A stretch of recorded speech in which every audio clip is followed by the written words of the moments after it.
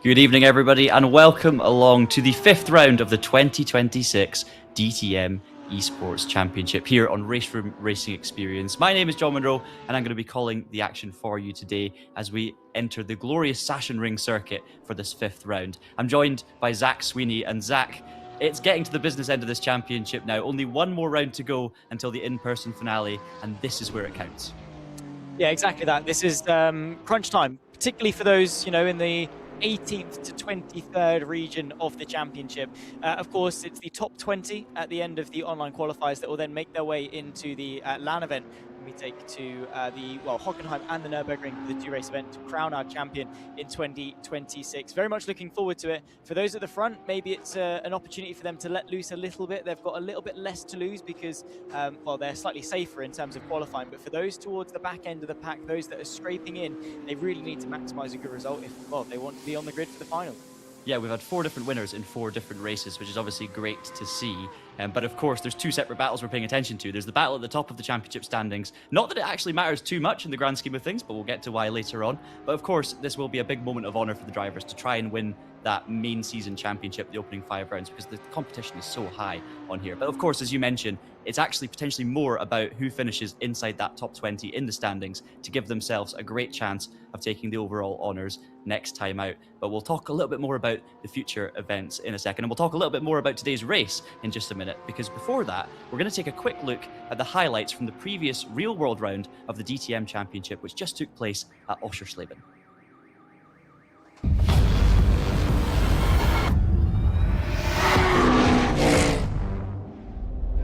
A huge horsepower spectacle at the Motorsport Arena Oschersleben.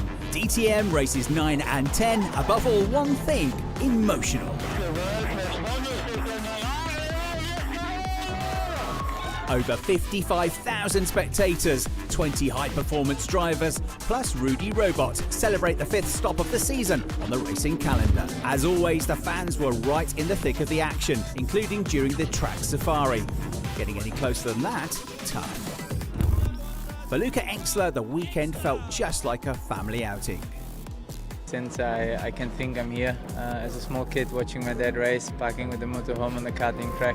Had also a lot of trouble here in the past, so it's just great running through the emotions, and now back on the podium, it's just great. Thomas Preining delivered that on Saturday. The 2023 champion dominated both qualifying and the race. Thomas Preining, the Austrian driver, is about to see the checkered flag and pick up his 2nd win of the season. Things got really loud on Sunday at the Grasser Racing team. Mirko Bortolotti became the very first driver to secure a victory in the new Lamborghini Temerario. I'm super happy to take that win, and I still can't believe it, what we managed to achieve today, coming from P6 with a perfect strategy, perfect race. Just super proud of everyone, and I just enjoy this victory as much as I can. Fans were able to cheer on these successes up close. For the first time, the DTM moved the victory ceremony directly into the fan zone. I really like it, and I'm a fan of it, so the more people, the more crowd you have around the podium, the better it is. The season is really picking up steam now. With Maro Engel leading the standings, the action continues on August the 15th and 16th at the Nürburgring.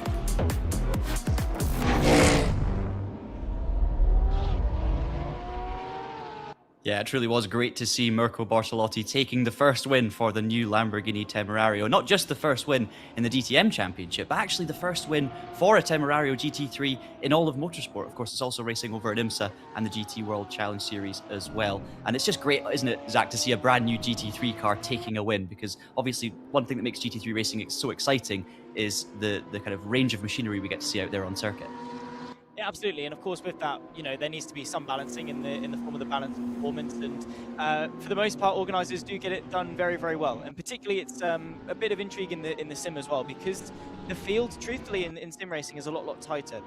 The drivers have so much more time to prep, and as such, the margins are so much smaller, which means the differences in the characteristics of each car matter that little bit more. So, of course, throughout the whole season, we've been speaking on the balance of performance and trying to keep the cars as balanced as possible between, the rear, the mid, the front engine cars, their different quirks and characteristics. And for the most part, we've seen very, very balanced fields in terms of the machinery. The strategy that we've seen has been pretty uniform across all different car types, and we have seen basically every single type of car fighting at the front end of the field. So yeah, it's a testament not only to the manufacturers and their ability to make some spectacularly looking and sounding race cars, but also as well from an organizational standpoint to make sure everything is fair and keep everyone nice and competitive.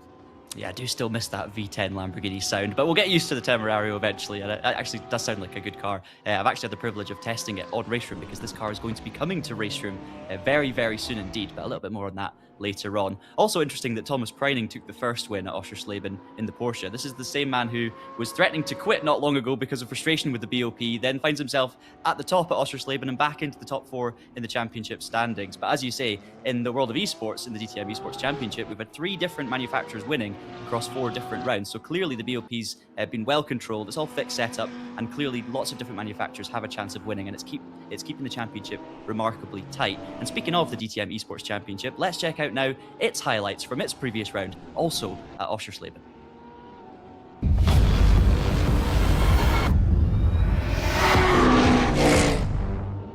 So, for the 4th time in DTM Esports in this new era, 2026, these longer races, we're about to get racing into the opening corner. And it is racing. Tim Yarshall almost looked like he jumped the start then. He's able to clear Alessandro Ottaviani easily into the opening turn. It'll be Yarshall from Ottaviani. That looked almost coordinated between the group. Wanner and Muller will be fighting over 3rd and 4th position. Meanwhile, a big look to the outside as Jonas Wanner is able to keep Tobias Gronewold at bay. But Tim Yarshall, Ewan O'Leary, is your race leader by a country mile.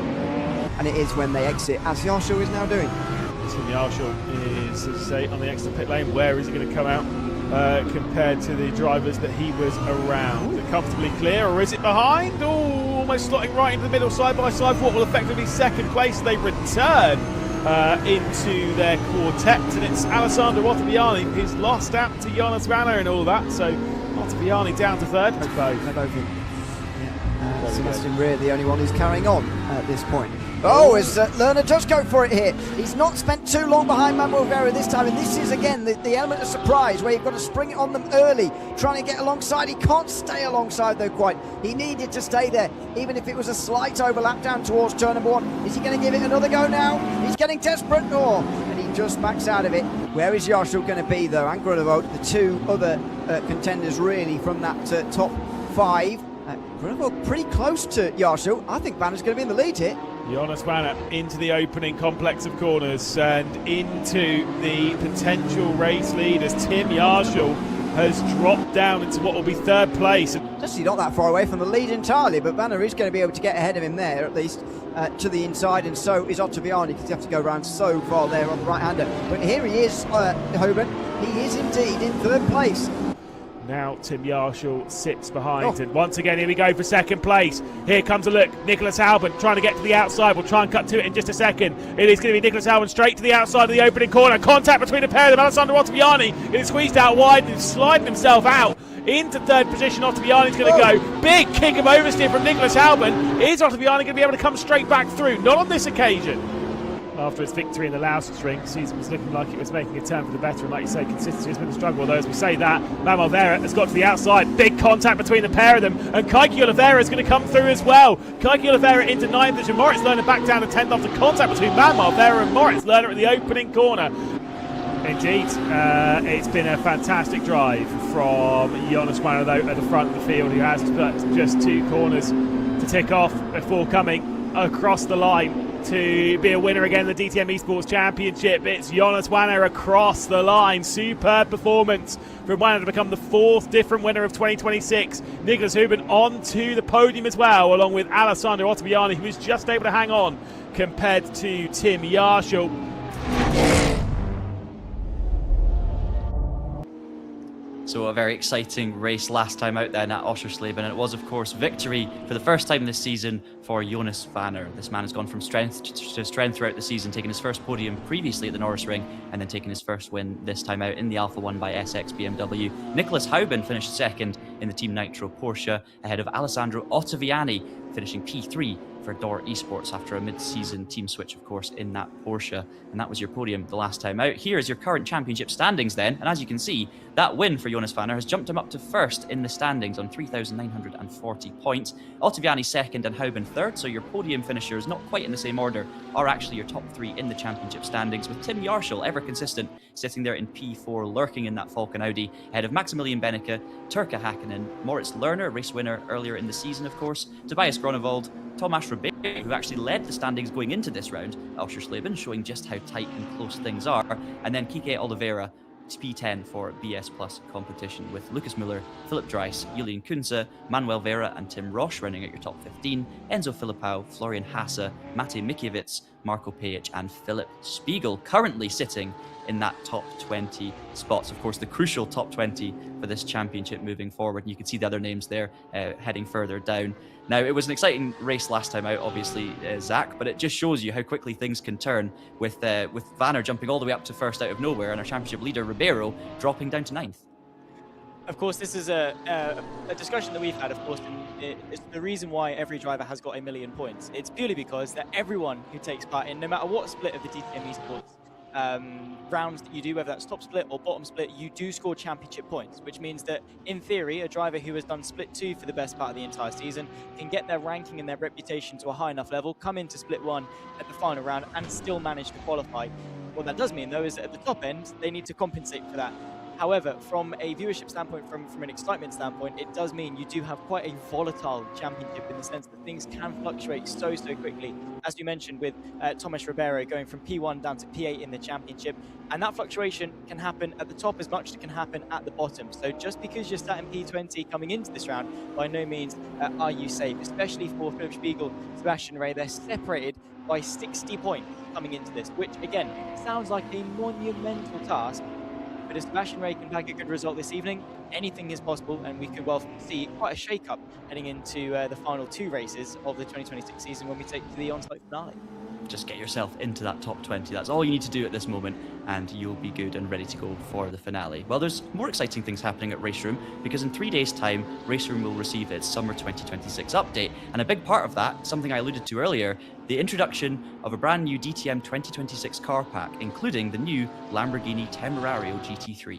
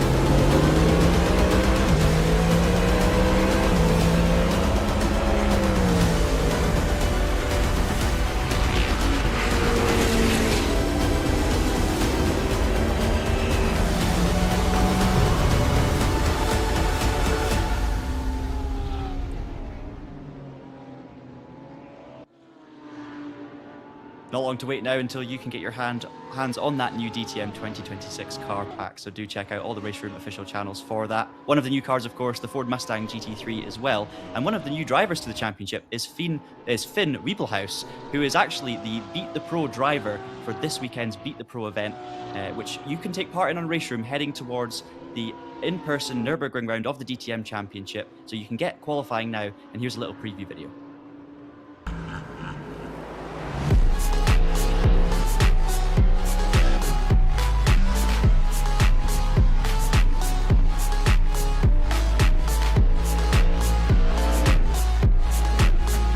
Hi, I'm Finn Wiebelhaus, driver for HRT Ford Racing. Go now on the RaceRoom leaderboard and try to beat my time. The top 5 will win tickets for the DTM at the Nürburgring and have the chance to race against me.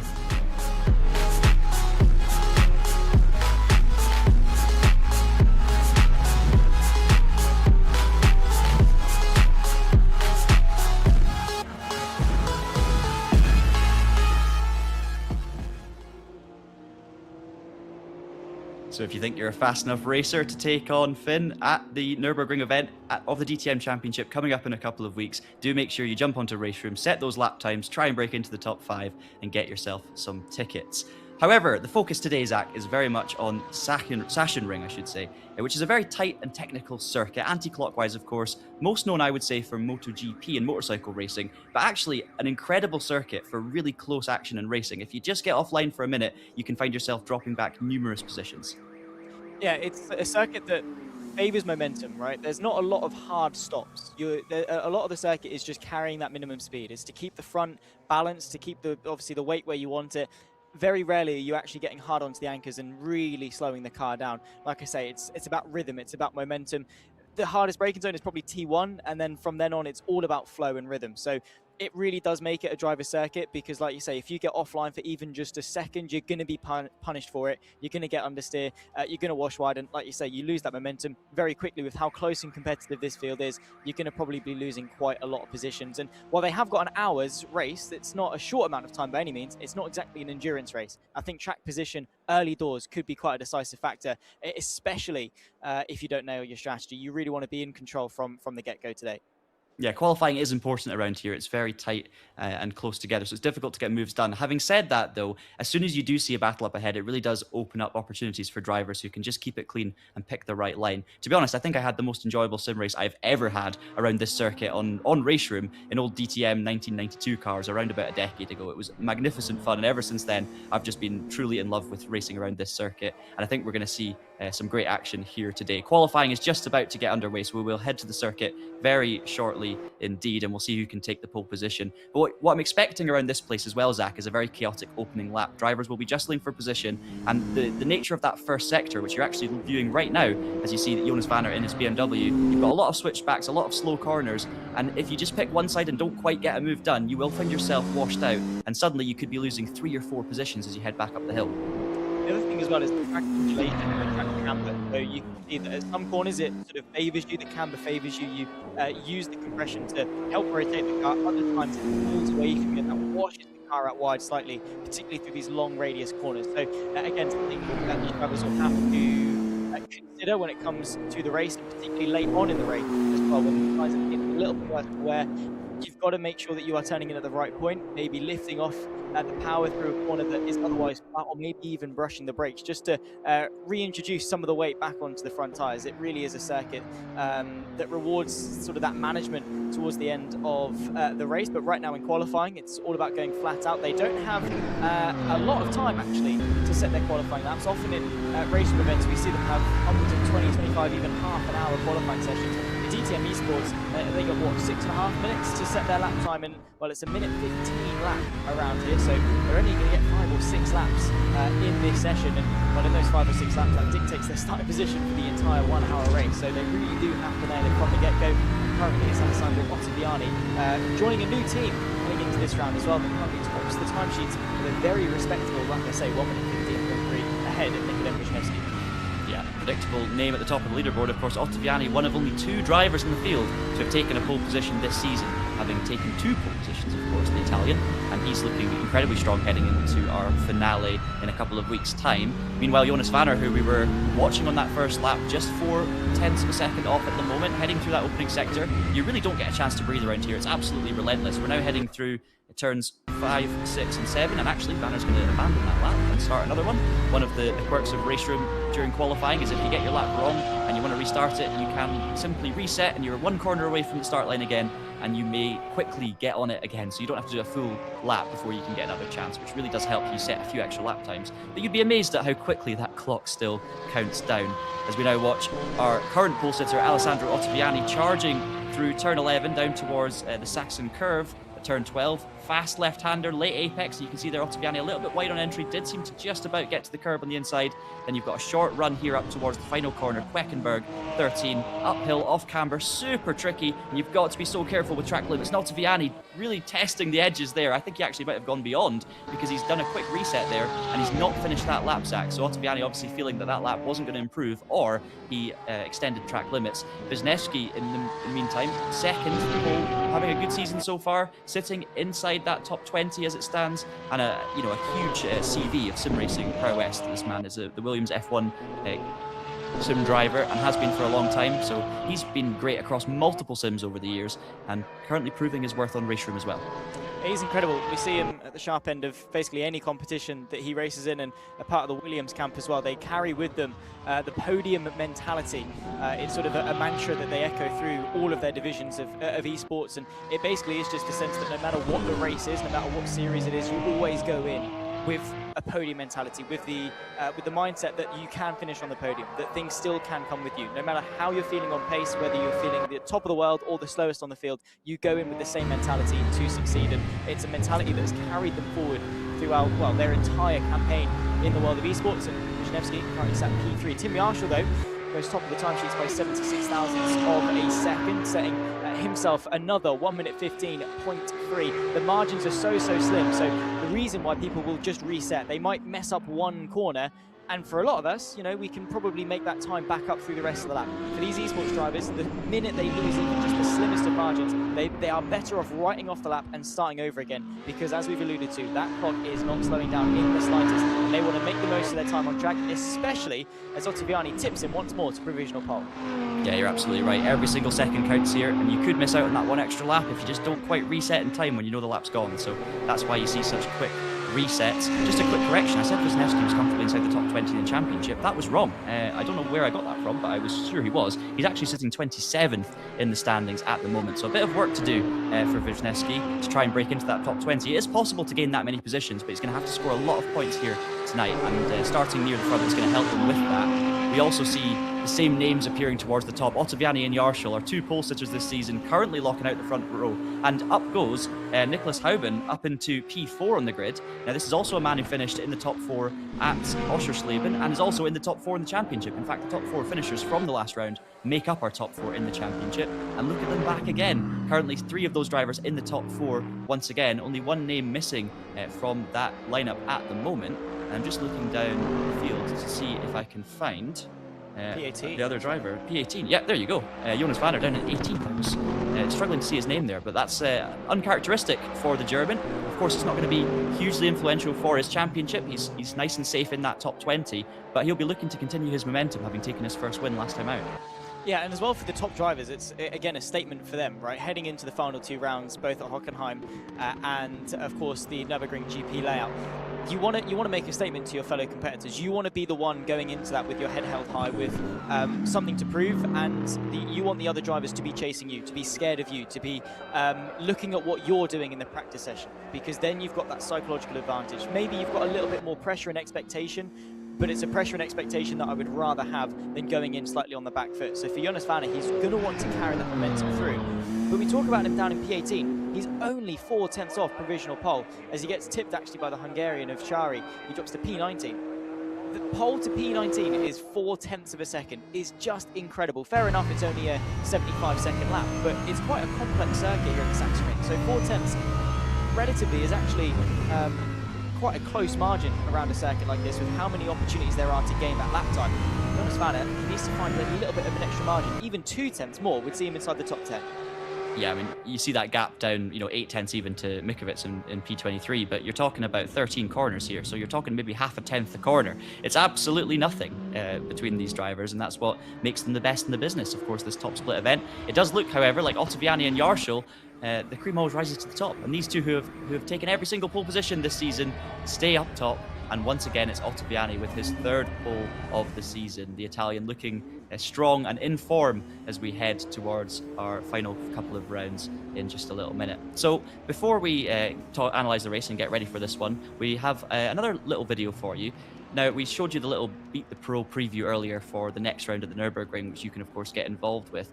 But there's a young driver racing very well in the Ford Mustang this season in the DTM Championship. He's already taken a couple of podiums this season, and he is the pro that you're going to be looking to try and race against at the Nürburgring by taking part in this competition. So let's take a look at the video.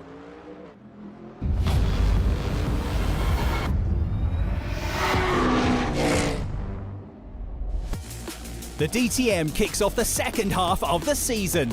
At the Motorsport Arena Oschersleben, the spectacular full-throttle racing series continues. Veteran Nicky Tim sits atop the overall standings. The Dane has been the one to beat so far in his 4th full season. It's maximum points for Nicky Tim. But aside from the Aston Martin driver, it's above all a rookie who is increasingly making his mark on the season. Finn Wiebelhaus gets his first podium, a teenager. He's on the podium in his 6th race. After a strong 3rd place finish at Lausitz, the Ford youngster narrowly missed his very first victory in his debut year on the RaceRoom street circuit. Getting a DTM podium in your first rookie year is something special, and to have it twice now already with a 3rd place and a 2nd place is something unusual and super special for me. Wiebelhaus has had a picture-perfect career in a very short time. Just 4 years ago, the junior won the ADAC Kart Championship, moved up through Formula Sport to the ADAC GT Masters and clinched the title there as well last year. At the same time, he claimed victory in the Road to DTM series, in which young and successful up-and-coming drivers receive financial support from the ADAC. They really helped me to develop my skills and support me on my way here. Going from 0 to a top 10 finish in the DTM in just a few years, the Offenbach native is thus the prime example of the ADAC's promotion pyramid. I mean, we saw from the beginning on a kind of potential in Finn, and he delivered, and I think he did exactly what we expect from him. What's missing is that first win. After his strong performances in the past races, the rising star is definitely among the top favourites at Oschersleben. Finn Wiebelhaus, one of the most exciting talents on the grid and a great prospect for the future.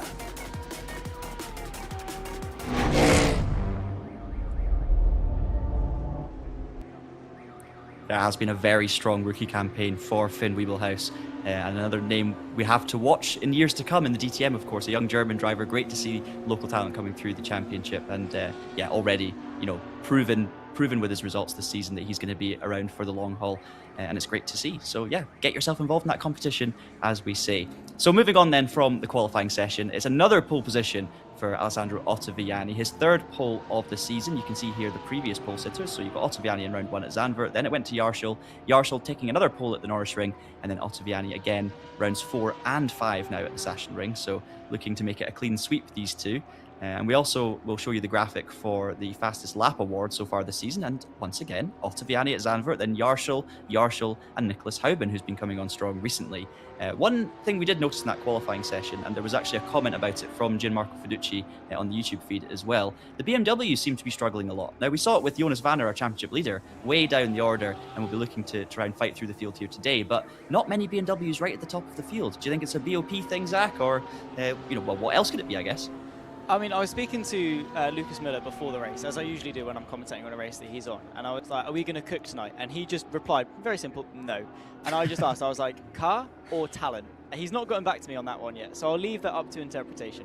Of course, Lucas Miller is an incredibly talented driver, as of course is, Jonas Vanner as well. He's remarkable. So I would say it's probably more something slightly off with the balance performance, or maybe it's just the fact that the car not quite in tune with this circuit for whatever reason, because we are still seeing front engine cars towards the sharp end of the field. We're seeing Mercedes kind of up there, kind of competitive. So it's not necessarily an engine placement problem, but I just think throughout the season so far, we have seen the mid and rear engine Audi and Porsche just be more well-rounded, particularly at the Norrisring, we saw it as well. But that's not to say that BMW and the Mercedes can't still be competitive. I think just because the circuit maybe favours the more stable platform in the form of the mid and the rear engine cars, throughout the race, we might still see those front engine cars come through. They might be a little bit kinder on those front tyres, where of course the Audi and Porsche might scrub the fronts a little bit more through those long corners. It just means that the BMW might be a little bit more kinder to them. So when we get to the final 5 minutes of the race, that could be where we then see a late charge. And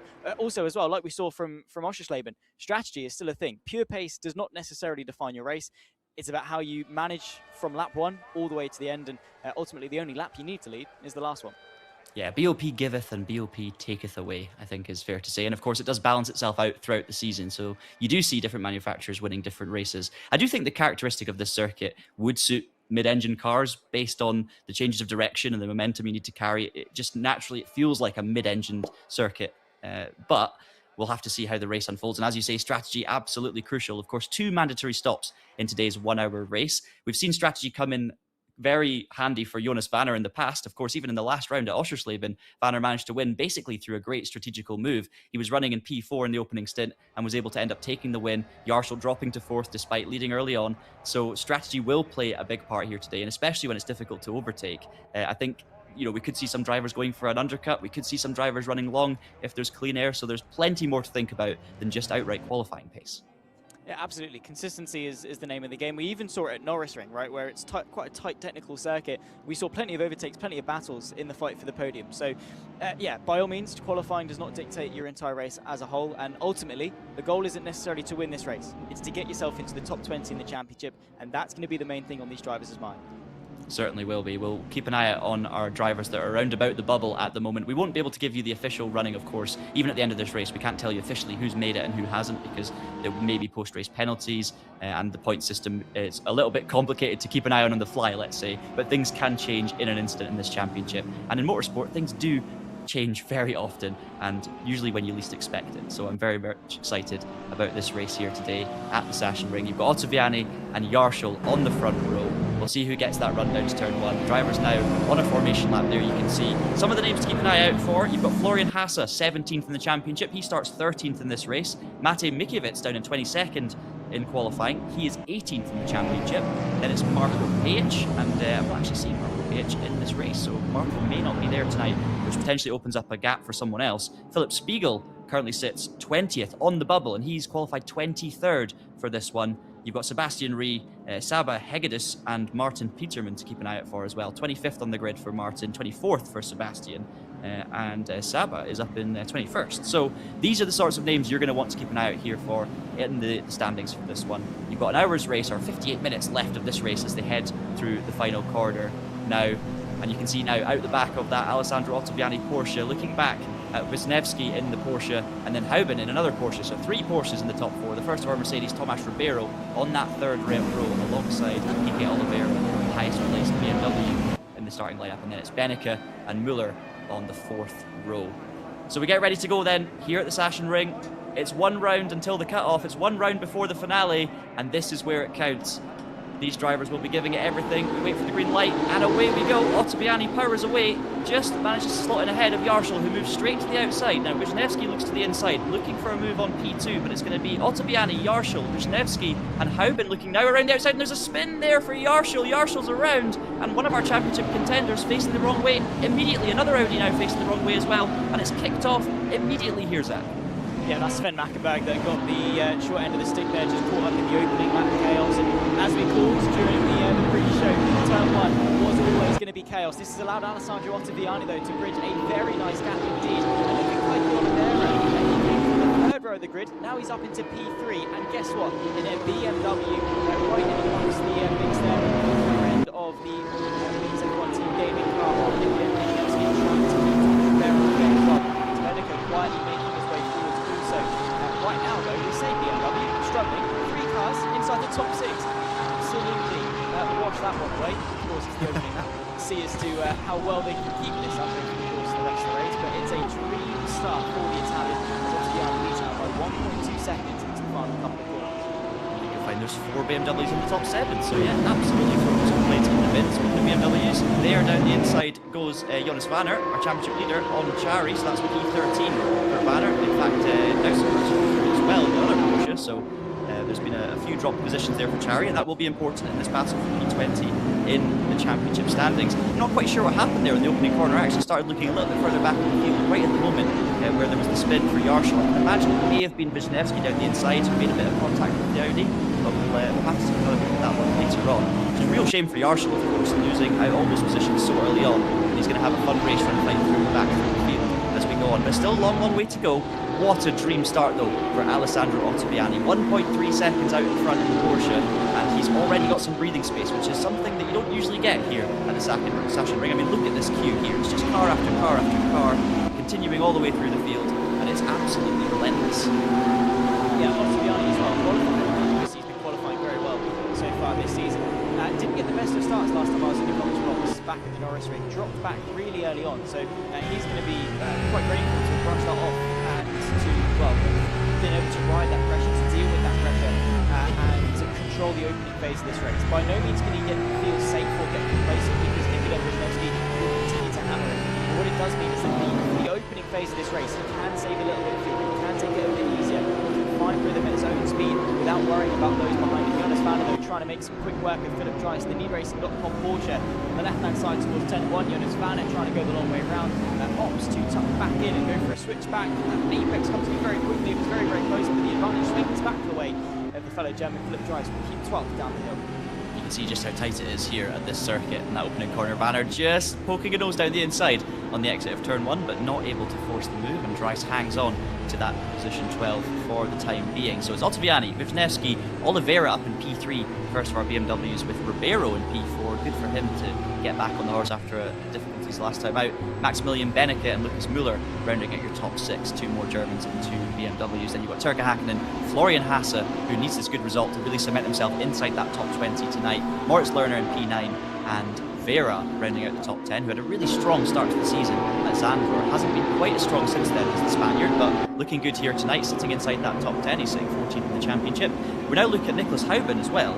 Now Nicholas is 3rd in the championship as well, in that Team 19 Porsche. He's had a good run of results. The last 2 races he's finished 5th and 2nd, having not finished inside the top 10 in the opening 2 rounds. So it's been a really strong run of form of late for Hauben. But he's now currently sitting back down in P20, so looking at the worst round so far of the season for the German. And once again, he's just going to be looking to build his confidence and gain experience, but this certainly isn't going to be helping things as he heads now to finish off the opening laps here at Sachsenring. So I guess he might as well use this as a little bit of practice for some overtakes, because he's got plenty of cars ahead of him here, Zach, to look for. Yeah, he can go and pick them off, and you know, you're going to see a lot of these names when you get to the final. You want to learn your opponent. As much as they will be familiar with each other, you want to see how are they going to defend?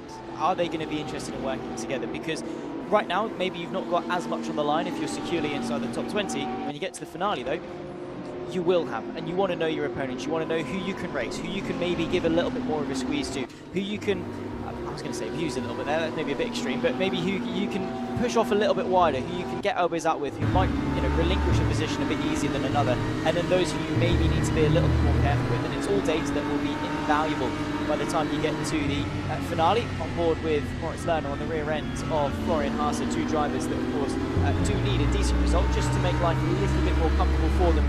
Particularly Florian Hasse down in P17 in the championship has got a lot riding on his shoulders. Moritz Lerner up in P7 as well, currently running 9th. Would like to get on to the back of Florian Hasse and maybe get through to chase after Turka Hakkinen. Moritz Lerner, of course, a very famous name in the world of DTM Esports. A late duck to the inside of turn number 1, though, will get it stopped. Will reach the apex first. Look as well for Michael Vera trying to get involved in the Porsche. Getting muscled wide, though, is Moritz Lerner, as Florian Hasse will fight tooth and nail to keep that P8 because he knows that he needs the points. All of this literally started a lap ago, because Hasse, right here at turn 4 and 5, made a little bit of a mistake on the previous lap, which just dropped him a few tenths. He missed his apex, touched the grass on the outside through here, and instantly lost the slipstream. And just look how much pressure he was then under from Moritz Lerner for the entirety of the next lap. Now, if Hasse still doesn't have the slipstream of Turka Hakkinen up ahead, he's going to be feeling this pressure from the mouse driver all the way through. But the thing is, Hasse, as you alluded to, cannot afford a mistake here. He has to keep up the momentum, he has to finish strongly to guarantee himself a spot. And he's under enormous pressure from former race winner, of course, Moritz Lerner in that Mouse BMW. The Mouse car cannot get through there, and now Lerner's under pressure from Vera as well, so it's relentless through this field. You can see now Hasse tidying things up a little bit. He's run a bit wide on the exit there, potentially, of the Sachsenring curve, to now head towards turn 13. Once again, a bit of a dive from the BMW behind. Who's that? It's like Ronnevold getting involved down the inside of Manuel Vera. Can he make that move stick? We'll have to wait and see as we head towards turn 1, but that has given a little bit of breathing space to Lerner, who might have another go on Hasse. So 2 battles to watch at the same time. Heading down to turn 1, it's a late move, it's a dummy from Lerner. Hasse leaves him the room. Is it going to be this time? They're going to run side by side once again through the opening couple of corners, and Hasse doesn't quite have the overlap this time, so it's going to be Lerner taking that position. Great respectful racing between the 2 of them, and a great opportunistic move from Lerner. But now Lerner's made the mistake potentially, and Hasse looks to the outside, and this is the side-by-side racing that we'd love to see at the Sachsenring. Meanwhile, Ronnevold did not make it past Vera, so it's basically as you were, other than these 2, Lerner passing Hasse. Yeah, I mean, that was almost an ABC advantage by contact for Florian Hasse, who did get into the rear end of Moritz Lerner and push him slightly wide. The BMW did still manage to wrap it up by the time they got to the turning point. for that uphill right-hander. So Moritz Lerner goes through, of course, like I was alluding to, a very famous name in the world of esports and DTM Esports, a previous champion of this, and in doing so has managed to head his way into some very successful real-life exploits, potentially, and well, maybe catalyzed by his opportunity in DTM Esports. So living proof that the opportunities afforded to these drivers definitely go a long way. Moritz Lerner up into 8th position from Haase, Vera, Groenewold and Dries. Also Jonas Vanner and Chari all involved in this respective train as well. There you can see there's balance of performance. If ever you've ever needed proof, Audis, Porsches, BMWs all involved in this fight and all nose to tail in the slipstream train. 49 minutes of this race remaining, by the way, as the gap at the front reaching a little bit of a stalemate. Ottaviani and Wisniewski just keeping each other exactly where they want each other, which is not too close, but for Wisniewski, close enough that he can still see the Italian in front. 10 minutes down, 50 to go here at Sachsenring, so we've got another maybe 5 minutes before we start seeing our first pit stops, you would imagine, in this race. Of course, a reminder, there's 2 mandatory pit stops for all of these drivers, but you can take them at various points in the race, so you don't have to take them on the 20-minute mark. You can go a bit early, you can go a bit late, and we will, of course, see some drivers running it right to the end, like we saw Wisniewski do actually in the previous round. We saw Nick then running right up the front into the last few minutes, taking a late pit stop. I believe that was at the Norrisring, or it may have been actually, may have been Oschersleben, I can't remember which one, but you have seen him go wrong in the past before. I do think, though, Wisniewski now has a lot of room, clean air to run into, and that is exactly the moment where you want to use that clean air. There's no point pitting if you've got this much clean air. You know, you can continue to drive at full pace. The tyre wear is not as much of a concern in this championship, so you're not having to think about that too much. You're more just thinking about when is the perfect moment where I can duck into the pits and get out of the battle pack without losing lots of time. And speaking of battle packs, we now head down to Bo Dixon in the BMW, who's currently sitting in P60, the first time we've seen Bo today, and he's all over the back of Tim Roche, another driver who's kind of close to that bubble, you can say, in P15 in the championship right now. Chari's having a great run as well, P14. And that's a man on the outside looking in, so he'll be hoping he can pick up enough points to just squeeze into that top 20 as we head towards our finale. Bo Dixon right on the back though of Roche at the moment, just 3/10 back is the BMW as we head down the hill. We've got a train of about 5 cars here. Just noticed as well on the timing screen that Vera has gone past Haase for P9, so potentially a change of positions through that opening sector. And Haase, he's going to have to be careful here, because if he continues to drop back any further, in terms of his pace anyway, you can just see how many hungry drivers there are behind waiting to pounce. And before you know it, he's going to drop not only outside of the top 10, but potentially outside of the top 15. Yeah, I think he defended from Moritz Lerner a bit too hard, as there's a huge send to the inside from Tobias Groenewold. We've seen him be remarkably late on the brakes. He gets it stopped through the left-hander, and well, now towards the final corner, Tobias Groenewold will take control of that up the off-camber, uphill left to finish off the lap, up over the crest as they rise over and onto the start-finish straight. Of course, Haase has to be careful here, because he can't afford to lose too many points. Ultimately, he doesn't want to park the bus too much and drop the anchors too soon, as around the outside, Philip tries with a spectacular move initially. In doing so, just washing a bit wide through T1, leaves him susceptible from Jonas Vanner trying to get involved in the BMW, side by side down the hill between the pair of them. And Jonas Vanner will try and solidify control of that, but can't quite manage it. Yeah, at the moment, Haase just not quite got the pace to stay in front of those around him, but desperately needs the points. It's a difficult decision now, because does he drop the anchors and, well, risk getting taken out effectively, or does he try and use his head, use his racecraft, but ultimately risk dropping like a stone through the pack, just slightly slower over the course of the next 46 minutes? Florian Haase, I mean, it's unusual to see him this slow relative to those around him, but at the moment he's just getting beaten and battered to the back end of this train. Right at that moment you said Haase should stop parking the bus. He parked the bus on the inside. Yeah, I know. Dries did not get his car stopped at all heading into that opening corner.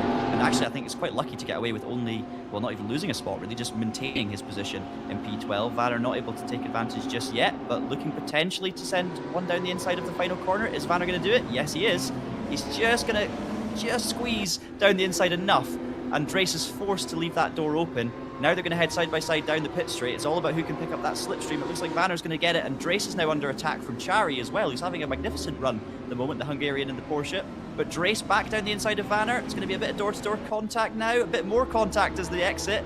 And watch out for Chari now on the outside. He's not going to take anything away from Dries at this moment, or Vanner I should say. He's going to slot back in, so not wanting to take too many risks and risk damaging that Porsche, because he's in a very important position at the moment for him. He's going to have to try and pick up as many of these drivers as possible, but he cannot afford a single mistake. So it's battles all the way throughout the field. Great to watch some of this midfield action. Just checking in with our leaders as well. Ottaviani 2.5 seconds clear now of Nikodem Wisniewski, with Kike Oliveira P3 in the BMW having a great run. Is the Brazilian up there ahead of Tomas Ribeiro in P4. There is your race leader, Alessandro Ottaviani, another man who does not need to think about pitting anytime soon because he's got all of this beautiful open air to drive into, and that Porsche is going to be loving it. You don't want to be stuck behind anyone too closely around here in the dirty air because you're relying so much on the downforce around this place to get around. So dirty air is not going to help you too much. Obviously, we do see battles with slipstreams here.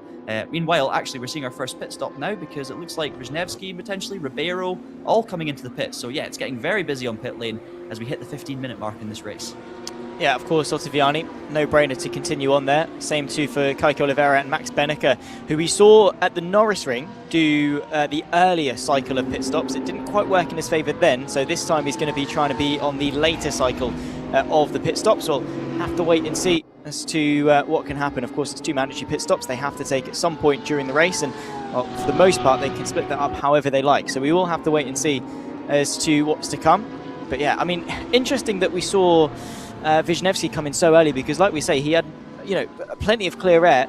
I think he has still been able to come out in a nice pocket behind Sven Mackenberg. So at the very least, that is a saving grace for him. He's got Tomas Ribeiro just in his rearview mirrors. But yeah, Wisniewski at the very least leads the train of the early cycles, which is very good indeed. It just means that he doesn't get caught up in any traffic and can basically just continue on to do what he did a bit earlier on in the race, just now by himself and without the sight of the race leader in front of him. So Wisniewski now, it's crucial that he gets himself back up to speed and hammers in a good couple of laps, because Ottaviani just basically put his foot down, said see ya, pulled up a nice little bit of a gap, and well, now the race leader comes into pit lane for the first time this race.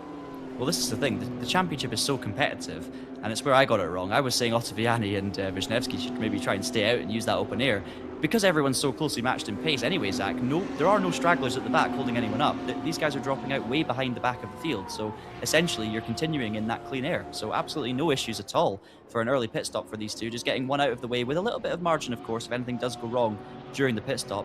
At least with Ottaviani, he can afford to take it easy and make sure he hits his marks. And he should come out ahead of Wisniewski in P16. But we'll have to wait and see as we head now down the straight. So Wisniewski now is about to complete his lap. Ottaviani on the right-hand side of your screen there, coming out of the pit lane as we head down towards braking zone for turn 1. And it's going to be Ottaviani cleanly ahead, as we would expect. Wisniewski maybe gained a second or so in that pit stop round, although saying that, it looks like it's pretty much the same as it was before the pit stops. It's now 4 BMWs in the top 4, so just quite funny to see after that whole discussion about BOP earlier on. But it's Muller, Ronebold, Vanner and Spiegel, your top 4, of course, out of sync at the moment. This is your real race winner, race leader though, or it was at least on the right-hand side. Ottaviani in P10, Wisniewski 11th, and Ribeiro comes out in 12th, a couple of seconds behind Wisniewski as well. So the gaps remain pretty similar to what they were before the pit stops, and that is something we've seen throughout the year. These drivers are so well practiced at their pit lane entries, they can do everything within half a second every single time, and it just means that it's very difficult to actually make a gain on pit road. It's much more about your in lap and your out lap, and it looks like Ottaviani's nailing this race so far. Yeah, I mean, it's something that is often sort of a bit of an oversight from drivers. They spend hours upon hours focusing on, okay, make sure you hit your apexes, make sure you can get into a consistent rhythm, particularly at a top level. You're aiming to do a full race stint within a margin of plus or minus 0.2 of a second based on your fastest lap time of that stint, right? So you're talking very fine margins. That's where the focus is. And ultimately, with how close the field is, some of the biggest margins you can gain is just finding a good braking point and being consistent with your pit lane entry, because if you're too conservative, you've lost a second. Treat it as any other corner on the circuit. It's just a separate obstacle that you need to maximise and optimise. And for the most part, these drivers are able to do that. There's some very big consequences as well if you're unable to. The last thing you want to do is get a speeding penalty for coming into the pit lane too hot, or even dropping your pit limiter a little bit too early before you get going again. And it's small mistakes like that can have huge consequences over the course of the race. But those are the fine margins that we talk about in sim racing, and is why sim racing, is so good at a top level in terms of the margins and the level of competition, because all of these drivers put hours upon hours of prep into the event. The margins are so slim, and we see that out on circuit. We see how much these drivers want those prizes in these high-level competitions, and while they do their absolute best to make sure they're able to maximise. A bit of a mistake there, though, from Peterman, the P6 place BMW. Nicholas Halben eyed up a bit of a move there, but well, seeing the mistake from the BMW in front of him, he's probably going to be quite eager to get through and get after the rest of that pack. But ultimately, with these late pit stoppers, they don't want to be losing too much time squabbling over each other because, well, they're clearly doing something different with the strategy. They clearly think it's the right choice to do with the strategy, and they don't want to ruin that opportunity by tripping over each other. I do wonder if Hauben regretted not going into the pit lane there, having seen these block up into turn 1. Of course, these are important positions as well, because Peterman is on the outside looking in himself at the moment, P23 in the standings, so he can really do with a great result, and currently looking pretty strong. I mean, he's running ahead of the man who is third in the standings currently that we watch right now. It's not been a great start to the race for Nicholas Hauben, but Peterman will be desperate to try and hang on to as many positions as he can. He's under all sorts of pressure now from the Team Nitro driver. Let's see if either of these drivers will do this time around. We've got your race leader Ottobiani, he's currently sitting in P10, just behind Mackenberg and Sebastian Reet. And we do have Jonas Vanner, our championship leader, now in the pit lane. As you see, Gronewold also pitting from what was, I'm not sure if he was leading actually, or if he was just in those top few positions. There is Vanner in the Alpha 1 car. We'll see where he comes out of the pits, but already, I mean, he's almost being passed by Ottobiani, and he's not even pulled out of his pit box yet. Of course, Vanner not having a great qualifying session in this one, unlike the man we view now, who is on an absolute charge at the moment. He started the season so well with a win at Zandvoort, and then things went a little bit tricky for him at the Lausitzring, picking up a P12 in the second race, but then he bounced back to the 6th position at Norrisring, and his second podium of the season with P3 last time out at Oschersleben. In such a competitive field, it's been a great season for Ottobiani, who has had, of course, some changes to deal with. Team Vitality being disbanded, the team he started the season with, and he now joins Esports by SX for the remainder of this championship. And he's finding his form again at the perfect moment in the season, being chased, of course, by another man who's found his form, Tim Yarshall, who, it has to be said, has kind of given away a few good results throughout the season, but still managed 3 top 4 place finishes. These two, Zach, might well be 2 favourites for this championship at the moment, alongside potentially Vanner, who's struggling today. Of course, who knows who's going to arrive at LAN as Philip Schwegel tries to come into the pit lane. That caught Tim Yarshall out slightly as he goes through to take second place. Lucas Muller leading a race, and he's going to try and soak this in and enjoy it while it lasts, because we'll see whether or not he's able to keep it by the end of this run. I do love that entry into T number 1, Ray. You know, it's a hairpin, so typically you think quite a late apex, but the nature of the corner falling away from you as you go through it, you really want to just get in early. And on board with Tim Yarshall, it's a great demonstration of talent in sim racing, and right now he's got bucketloads of it, currently running P2. But again, the offset and strategy I think is quite fascinating, and again, with these races, we often see sort of 2 or 3 ideologies. We see pretty much an even split as well. A third of the field does this, the other third, and the other third do the other 2 things. And honestly, we don't actually know which one looks the best until the final 5 minutes of the race. So the next 32 minutes of this race are going to be us figuring out which one we think is going to be the best option. Currently, though, the top 5 feel that doing something different is something they have to do. And well, right now for Lucas Muller, he's all by himself. He's got the clearest air in the world to run in and try and maximise some of the pace that he's got in that lead BMW. Speaking of which, Lucas Muller pulls into the pits as we speak, so Yarshall will then take the lead from Hauben. I'm surprised Hauben hasn't pitted before now, because he's been in traffic the whole time, but I guess if you're going to pick anyone to follow, it should probably be Tim Yarshall, who now takes the lead of this one. So we'll see how long Muller spends in the pit lane. Meanwhile, Hauben's actually going to go for a move on Yarshall, and Yarshall says, on you go. So a switch of position between these two, who were in a decent position anyway, it has to be said, earlier in this race. But they're going to have, of course, well, until turn 1 that was, with Yarshall facing the wrong way. But what I was meaning to say is they were competitive in qualifying. So these two clearly have good pace around here. You can see Hauben also sliding the back of that Porsche as he comes up the hill. Very low on traction control settings, you can clearly see there by the tyre smoke. Something we saw a lot of at Oschersleben as well, and it's great to see these GT3 cars being put through their paces and the drivers running as little traction control as they can possibly get away with to minimise any loss in performance. Then of course you have to do a lot of dancing and balancing with your right foot to try and protect those rear tyres and stop yourself from spinning. Meanwhile, Nick Vitz on the inside defending, it looks like, from Bo Dixon and Spiegel, who's just out of the pit lane. Looks like Nicholas has managed to hang on for the moment. I thought we were going to be 3 wide into that turn 1 entry we were talking about earlier, and it's difficult when there's 3 cars side by side when you're on your own, but they sorted themselves out thankfully. So it's Mikovits 21st, Bo Dixon 22nd, and Spiegel in the second of those BMW, so still remaining in 23rd, with Martin Peterman out of the pits in 24th behind Spiegel. So these are all, as I say, positions. We're not going to know quite how it all unfolds until after turn 5. flag. So all these drivers can do is as well as they possibly can, pick up as many positions and then just hope that things around them go their way. And that's not going to help things because Mikiewicz runs a little bit wide onto the gravel, and that's going to open the door now for Bo Dixon, who slides down the inside as they head through turn 10. And then you've got this flat out run down the hill of turn 11. This is the one chance on the lap where you get to breathe, but there's no breathing right now for Mikiewicz, who's under all sorts of pressure from Spiegel now. Mikiewicz defends the inside. Spiegel, I thought, was going to cut back, but no, Spiegel goes to the outside, runs just over the white line. He's not going to get that move done. And of course, that opens up the door to his teammate, Peterman, who takes the inside line, and it's P23 now for Peterman. So great battling here further down the field. And once again, all of that caused by a mistake early in the lap by battling, just one little tyre dropped onto the gravel, and it all comes unraveled. Meanwhile, we've got a car coming out of the pit lane as well. Is that Yarshall coming out of the pits? Yes, it is. So Yarshall jumps ahead of Spiegel and jumps ahead of Peterman as well, and up to P20. So still a lot of cars to pass for Tim Yarshall. It looks like he's gained at least a couple in that pit stop sign. Yeah, P20 is not at all where you'd expect Tim Yarshall to be, though. But what did we say in the pre-show? One small mistake, going offline slightly, opens the door for someone to send a move. Whether it's a desperate dive or not, they're racing drivers, they're going to go for the gap.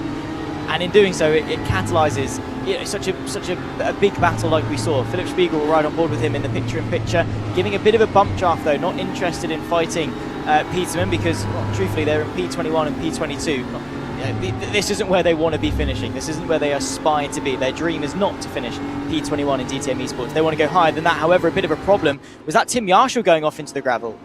Yeah, it looks like it may well have been. Yeah, Yarshall down to 24th, so something going on there for the Audi driver, and he's looking like having his second nightmare round of the season. In fact, he already is having that nightmare. It's not looking like anything. It's happening. Yarshall's already down in 24th. He's 35 seconds off the lead. We don't quite know what happened there, but he's right down the back of the pack here, which is unfortunate. We've got a couple of drivers, by the way, take their second pit stops already. So Philip Trace and Julian Kunze down in 25th and 26th, both having taken 2 stops. I do wonder if that is strategic or maybe there's a penalty involved. We'll have to wait and see. But it's with 33 minutes to go, it is possible, of course, to take that second stop nice and early. Meanwhile, Ottaviani only 3.3 seconds off Mackenberg, who is the final driver yet to make his first pit stop. And Mackenberg's a name we always see taking interesting strategical decisions. The Mackenbergs tend to try some crazy stuff every so often, and this is looking like one of those moments for Mackenberg. But again, he's got all this clean air now to run into. It might well work for Sven, of course, this strategy. And of course, it's also nice to just lead a race every once in a while. To be able to say you're leading the DTM Esports round at Sachsenring is a pretty cool thing to say. So kudos for Sven for keeping on out there in his Audi and leading this race by 2.8 seconds. Ottaviani's pace is extraordinary. Yeah, exactly that. 2.8 seconds off the back of Sven Mackenberg, who, is a regular in the world of RaceRoom Esports. He has been in countless ranked events, has won countless ranked events, and a part of the Unlimited Esports team as well. Patrick Jari down the inside into the final corner. That's against Florian Haase, who continues to tumble down the order. And we'll get side by side with Bo Dixon as they rise up over the crest. This is the battle as they shuffle their way through. Kaiki Oliveira, Thomas Ribeiro, all into the pit lane. Moritz Lerner as well, following them in. So as such, the grid will shuffle back to what it was pre-pit stop window for these guys. Now they're fighting a little bit further up the field, and while getting a truer picture as to where they actually stack up relative to everyone else. Sven Mackenberg, though, the only driver, and it's always the Mackenbergs. Always. They always do something crafty, whether it's fuel saving or trying something different. I remember back the Daytona 2.4 hours a couple of years ago. It was a clear 2-stop, and both brothers tried the 1-stop. They slipstreamed off each other, and they almost made it work. And the thing that denied them wasn't a lack of talent and a lack of fuel saving, it was a disconnect, which was heartbreaking for them. But they always try something different. They're always absolutely rapid, and yet will still try and make the difference in the pit lane. And maybe we'll see it come to fruition for Sven Mackenberg, who of course had the problems on the opening lap, and well, now he's got nothing to lose. He might as well try it. Bo Dixon trying to put some pressure though onto Nicholas Halban down the hill, but the BMW can't find the measure and can't find a way through to the inside of the left-hander. Let's see if we can do anything then heading into the final corner. He's not going to go for a crazy move, which makes sense, so let's focus on the exit. Meanwhile, Haase, who does continue to struggle, as you say, runs a bit wide into the last corner. Dixon into the pit lane, meanwhile, but Halban's going to have a great run here on Florian Haase from P12. And of course, with many drivers taking their second place, this is a net P15 or 16 that they're actually battling for. So Haase did drop those positions like we were concerned might happen based on the mistakes we saw earlier from the German. Looks like Halban has made that move on Haase, so it takes Haase down to 13th. Meanwhile, Ottaviani has caught Mackenberg, as we said, and I'm sure we'll see Mackenberg pulling through pits relatively soon, but Ottaviani's going to have to make this move done on circuit. So the first bit of traffic that Ottaviani's dealt with all day, and great sportsmanship from Sven Mackenberg. He knows he's in a different race, having not made that pit stop, and he's not going to make things difficult for Ottaviani, even though technically he had the right to fight for that position. He's not going to waste anyone's time. He'll let Alessandro Ottaviani go through, and what are we going to see Mackenberg do? Is Mackenberg going to keep on going? Looks like for now he is, so the Audi continues on in P2. I just want to say something else that I've spotted here. Wisniewski in P3, who's just pulled into the pit lane, had actually built a really strong gap over the likes of Hakkinen and Müller. Now, I know that there's a few drivers have taken their second stops, the likes of Beneke and Ribeiro, so we've got to see what happens when Wisniewski comes out the pits compared to those guys. But I think this has been a really strong, short second stint for Wisniewski, who pits with 30 minutes to go, so it's 2 15-minute stints for the pole, and he's having just a really, really solid race at the moment, isn't he, Zach? So this is going to be great points for Wisniewski, and he's down in 27th in the standings at the moment. But I do wonder if, you know, a top 3 result here could actually be enough to elevate him into that top 20. It's going to be very challenging, but he's doing everything he can do within his own power to actually make that happen.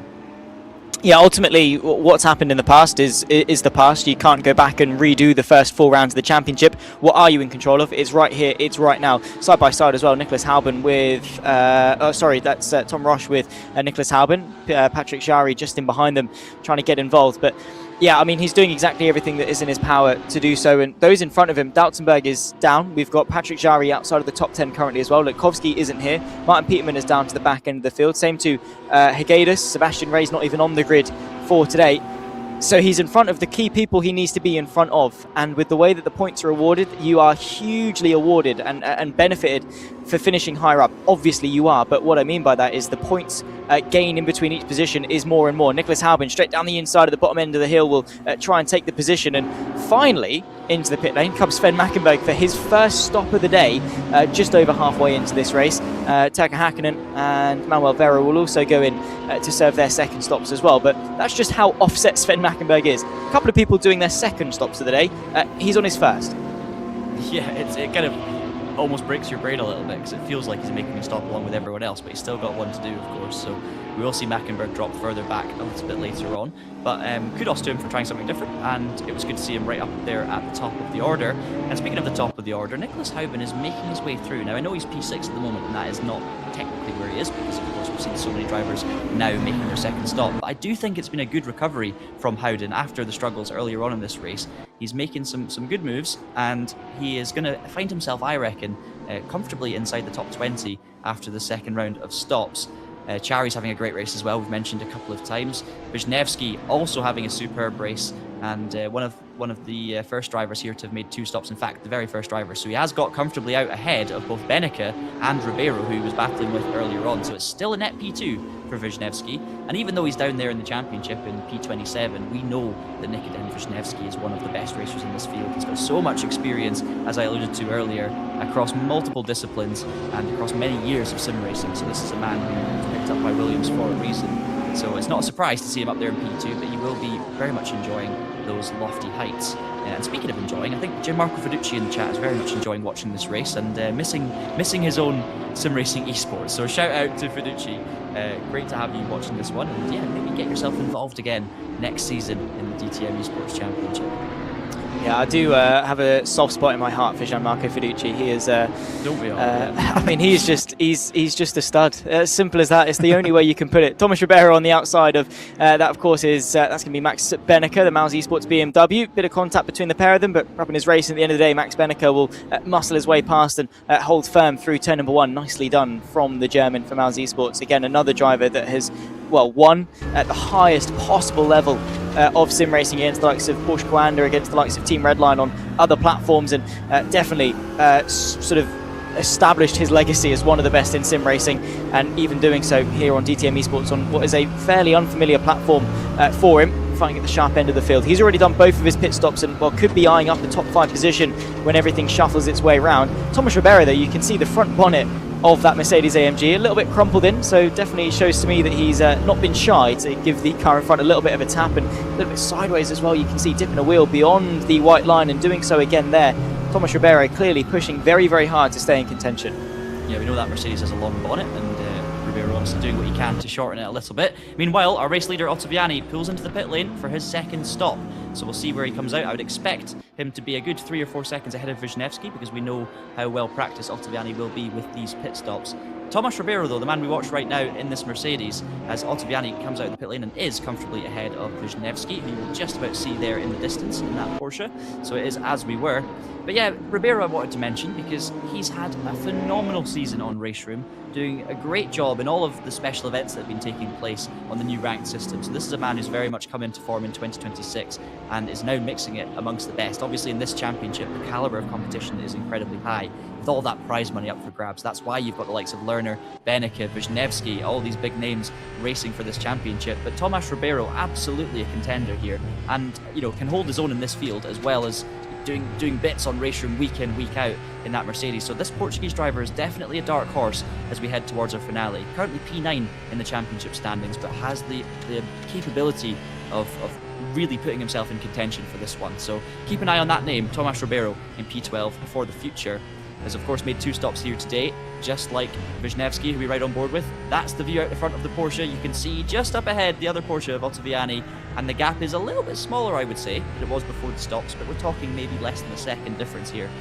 But that is your lead 2 cars that have made both pit stops and will be your leaders once everything has shaken out here. We've got Muller, Gronewald and Vanner once again going long on this second stint. And I say going long, it's not really long. If you were to split all the stints up evenly, we'd still be talking about drivers having made 1 stop at this stage with 24 minutes to go. So it's clear to me that lots of drivers are very eager to get that stop over and done with, and then just focus on that final stint, go to the end, and not have to think about strategy anymore. I think a lot of drivers just trying to get it out of the way, essentially.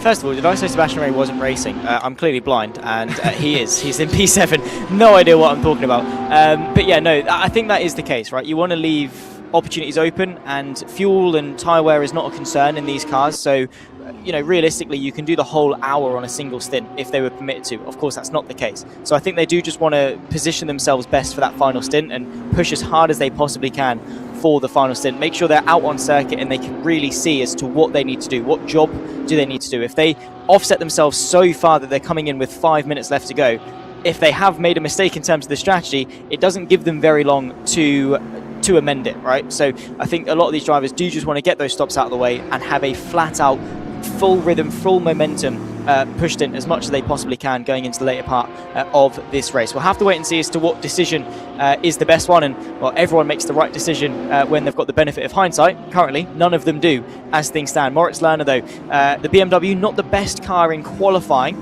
definitely coming into its own though in the race. Currently P1, P2 and P3, albeit between 3 drivers that haven't taken their second stop yet. But it definitely seems to be a little bit kinder on its tyres, definitely seems to have the consistency, maybe the stability that a lot of other cars lack over the course of a race distance, because very clearly the pace it lacked in qualifying, it's kind of making up for in the race. Yeah, I mean, even from that first lap, when 4 of them were inside the top 7, you could see that the BMWs were not going to be too far away. And obviously we talk about BOP, but you are talking maybe a 10th or 2 of a second here and there. So there's really not much in it at all. And you know what else helps Mark do a good job? It's the drivers that you have driving the cars, and BMW very well represented here today. The likes of Lucas Muller, who's just pulled into the pit lane, multiple champion on RaceRoom in various series, and obviously a top driver in DTM Esports in the past as well as this season. Not maybe having his best season actually relatively, but a top driver. Moritz Lerner, another former DTM Esports champion, P11 at the moment, also in that Mouse BMW and winning races this season. And I mean, there are so many names in those BMWs. I mean, Maximilian Beneke we've not even mentioned yet. More, Turka Hakkinen has been doing bits as well. Oliveira, so many top drivers representing BMW in this championship, and one of them is just taking a little peek down the inside of that damaged Mercedes of Tomas Ribeiro, who is hoping that the rear end also doesn't get squished like the front has been in that part, because it's a little bit flatter as it stands. But Lerner, of course, an experienced driver and a very clean, lovely guy, Moritz Lerner, really friendly, positive driver, and not the kind of guy that gets involved in the messy stuff too often. Having said that, at the top level of esports, you do have to get stuck in every once in a while, and these drivers, push things close to the edge. So you will still see the odd mistake from the likes of Moritz Lerner, but he's definitely a driver who knows how to race cleanly and respectfully, and that's exactly what we're seeing here as he chases down Tomas Ribeiro. Another driver at the top of his game, of course, Tim Yarshall, P21, having a nightmare as it stands at the moment, and he's just behind Oliveira now. So once again, trying to get back into the top 20, having fallen out twice. But yeah, it's been a strange season for Yarshall, really. He's probably been the name that, if you had dropped rounds, would be at the top of the standings. Much like last season as well. I think Yarshall would have won the championship if it wasn't for penalty points. But he's just had a couple of absolute shockers. And the thing about this format, Zach, this season you can afford to have a couple of shockers as long as you don't have a shocker at the finale. So Tim Yarshall, despite this, won't be too worried. Yeah, get him out the way. You know, bottle a couple of races, get it out the way. Moritz Lerner, late dive to the inside of turn number 1, though, will get the anchors on. And the Mercedes of Thomas Ribeiro will try and go the long way round. Gives him the inside for the next left and will establish control down the hill once more. A very steep decline. Moritz Lerner very keen to find his way through. As is usually the case with the Mouse Esports drivers, very aggressive, not scared to go for those moves, but very rarely do they overstep the mark. They are a clean bunch, aggressive, passionate, definitely, but by no means dirty. So Moritz Lerner getting the anchor stop there, but still affording enough racing room to the outside for the Mercedes. Knew when to back out of that one as well. They have also got Max Benneker, just a second clear of them, so Moritz Lerner would like to dispatch the Mercedes and get after his teammate to try and maybe work together between the two Mouse cars, especially as Thomas Ribeiro, I mean, I think he is at his limit, right? Max Benneker probably, maybe he's not chilling, but he's quite a comfortable pace. I think what we're seeing from Thomas Ribeiro is he is extracting 100% of his own capabilities and his potential to be fighting at this stage, which means that he is on the ragged edge of what that car can handle, at the ragged edge of what he can handle, and ultimately it means there's not very much margin for a mistake. And we have seen a couple of twitches and chinks in the armour of Thomas Ribeiro so far this race, so I think Moritz Lerner can play the patient game ever so slightly and maybe even wait for a little bit of a mistake. Inside opens up once more in towards T number 1. Moritz Lerner will go for the move, and once again we'll get it stopped. This time he can argy-bargy his way through, still side by side down the hill once again. Great racing between these two, almost a carbon copy of the previous lap, but Lerner managed to get stuck in a little bit more this time and managed to hold on alongside Ribeiro, and this time making the move stick. And it's exactly like you said, aggressive, hard, but fair and respectful between the two. And Lerner, you know, saw the gap, went for it, but didn't, you know, force Ribeiro super wide or anything like that. Just kind of squeezed into a gap and just pried it open ever so slightly. Proper GT3 racing between these two, and it's great to see. And yeah, as you say, Ribeiro does look like he's on the limit of that car, and of course, with no other Mercedes in the field, it's kind of difficult to know where the Mercedes should be. You would think the fact that Ribeiro's the only man in the top split representing the Mercedes mark does say that potentially Mercedes isn't the car to pick for this particular championship. But, you know, we know how good Ribeiro is. It's difficult to know where he'd be if he was maybe in a BMW or a Porsche, for example. But he's doing a great job nonetheless. And yeah, it's just difficult because you can't compare him to anyone else directly with this fixed situation that we have in the DTM Esports Championship. And immediately, as you can see there, he was under pressure from Turka Hakkinen in the BMW behind. So Ribeiro's going to have his mirrors full for the rest of this race, one would imagine. Meanwhile, there's Oliveira heading down the hill, defending from Yarshall, who dives to the inside, and Yarshall is going to go for that one. There's surely going to be a bit of contact, but no, Oliveira just about leaves a car's width and actually manages to hang on. So it's great defensive driving there from Heikki Oliveira, holding on from Yarshall, who's going to focus on that exit up the hill, and that mid-engined Audi has the grunt down the straight, but can he get past the BMW? I think he's not quite got the run there, so Oliveira looking safe for now in P19. Yeah, interesting to see Heikki Oliveira so low down, particularly because he qualified so well as well, did Heikki. One of the most wholesome drivers in sim racing as well, but equally, as soon as he gets into the sim, he's ruthless for BS Plus competition. A wildly successful team in the world of sim racing and real world racing with their hybrid athletes, both in the sim and in the real world. Tobias Grunewald, nonetheless, coming back into the pit lane to serve his second mandatory stop of the day with 17 minutes remaining. Tobias Grunewald we'll have to wait and see as to where he is in the pecking order, because truthfully, we don't really know as to where he's going to shuffle in. Right now, all that we do know is it's Ottaviani with a very comfortable net race lead ahead of Nikodem Wisniewski. Max Benneker currently runs a net P3 also. Grunewald, he's going to be seeing all of his rivals race past him as he sat stationary in the pit lane, hoping that he can get back out onto circuit in a respectable position to do something for the final part of this race. It's been a more than respectable season so far for Grunewald, currently sitting 8th in the championship standings, so right up there in the mix, and a name we maybe haven't talked about too much as a headline grabber, but it's just been, you know, steadily picking up big points every single time, and he's doing the same again here today. Currently P13, so maybe not the best race of the season for the German, but it's been a strong season all around for Grunewald, and as we say, we've not necessarily seen him hit the highs of some of the drivers around him, but he's just picked up the points, and he's going to be right there in the mix come finals in a couple of weeks' time. Julian Kunze up ahead, the Porsche driver, another name that's been around on RaceRoom for a long time. I remember racing against Julian back in the 1930s. Okay, maybe not that long ago. Maybe it was about 2017 or 2018 or something like that. But Kunze is, has been at the top level on RaceRoom, and it's great to see him still being so competitive these days as well. Currently sitting P12 in that Porsche. And as you've been talking about, there are plenty of drivers in this field that are really good across multiple different platforms, which I think is such a great skill for a sim racer to have. You can either really focus on one and become an absolute pro on one, or you can sort of spread your efforts across multiple different sims, like with Oliveira, for example, that you're talking about. He's been mega competitive across multiple different sims over the years. But then you have some drivers that just decide, I'm going to focus on one and become the best on that particular platform. And I would say Ottaviani, despite him being a very versatile driver as well, I think RaceRoom really suits the Italian. I think he's always been up there on RaceRoom, very competitive, and this might just be the moment where Ottaviani elevates himself from being a top contender to an actual champion.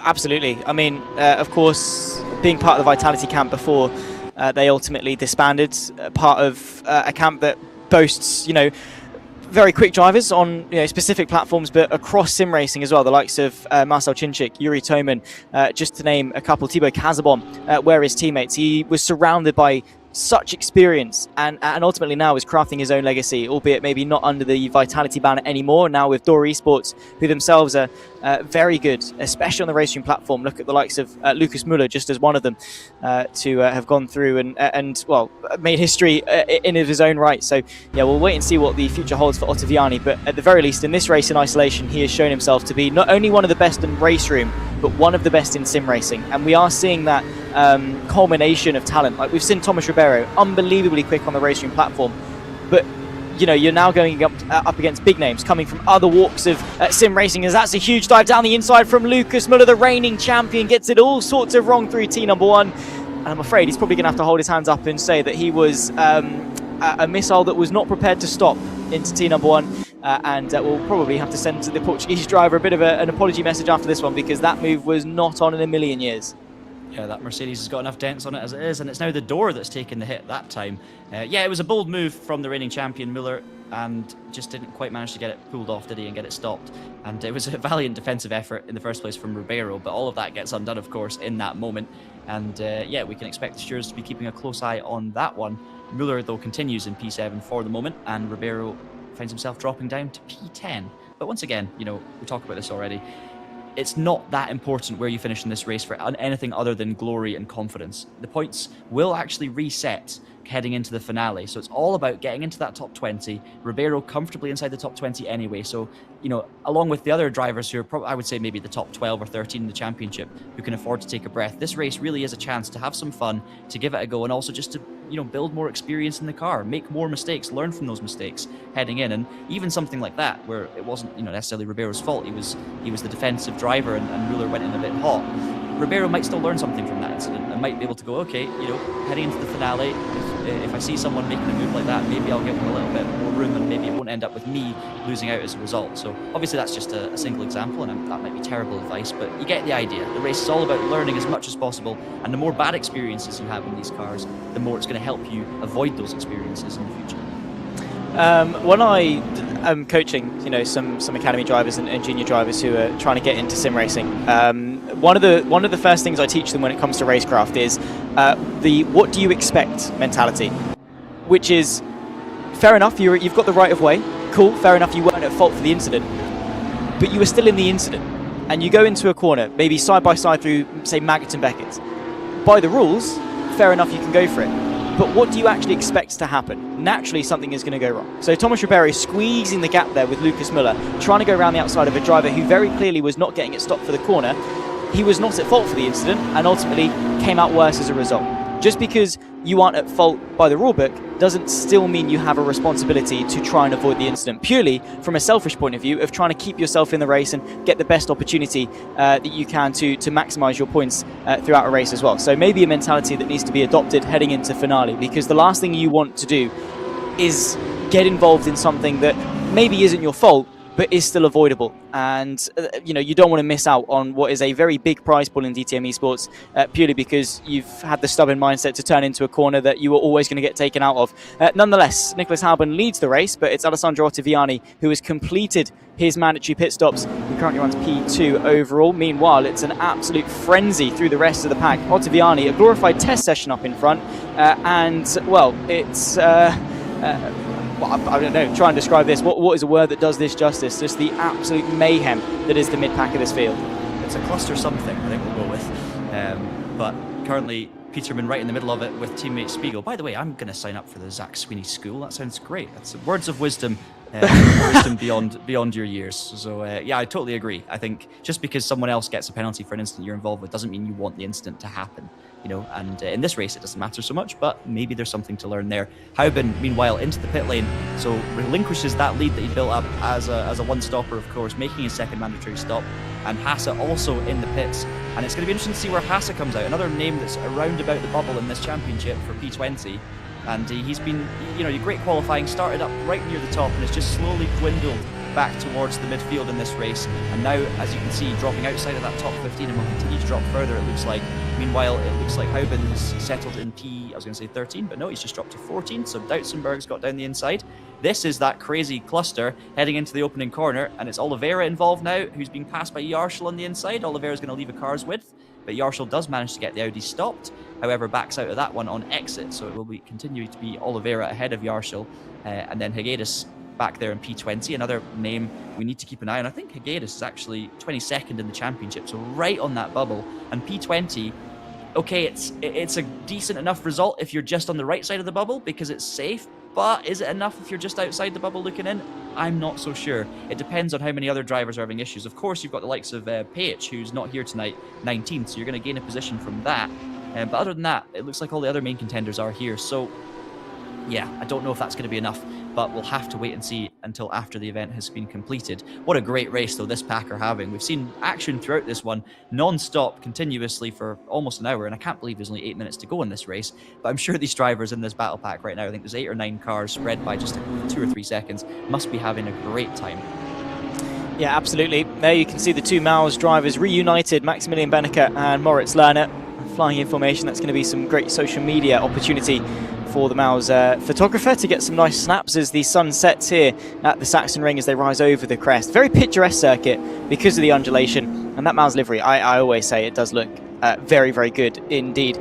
Currently running 3rd and 4th, and well, that is their net position, and right now all they need to do is bring that home. Both drivers in a great position to qualify themselves for the finale. Both drivers in a great position to do very well in the finale. And it's always good when you've got a teammate. Maus, they are such a professional outfit, one of the best in sim racing, invest so many resources into their sim racing team. And as a result, they've got some of the best talent. They recruit the best talent in sim racing. So to have both Maximilian Benneker and to have Moritz Lerner heading into the final, that is an advantage that not very many others in this field can boast. Absolutely, and yes, these guys are 5th and 7th in the championship, and it's not, 1st and 2nd, but you have to say that it doesn't really matter. This is an experienced team with so much pedigree at the top level of sim racing, and we've seen it in other championships before, when there's this sort of format which all leads towards a final, where you're just accumulating enough points to be there, and once you're there, you can then fight for the win.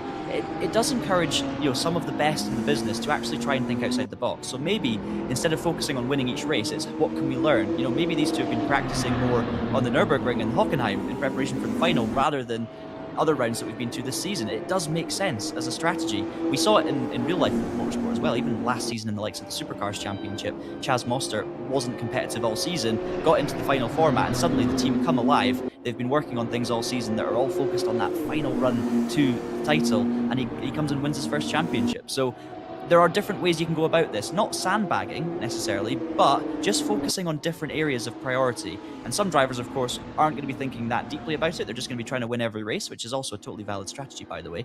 But I wouldn't be surprised if Maus were putting all of their efforts and all of their eggs into that finale basket. So yeah, definitely another 2 names to keep an eye on in that final. There are so many names, of course, with the points resetting to 0. Literally any of our 20 drivers are good enough to win. Of course, some are more likely than others. and Ottaviani is going to be right up there. Jarsel's going to be right up there. But there are so many drivers outside of that top 3 or 4 in the championship that are well within a shout of winning this title. So DTM Esports 2026 is certainly going to be an exciting finale to the season. I cannot wait for that one. But we've got an exciting finale coming up to this race, of course. Jarschel right in the middle of this big battle pack we've been keeping an eye on. Behind Tim Roche currently in another one of our Audis, and Jarschel's going to get a good exit from that last corner. So it's going to be a slipstream battle down the pit straight.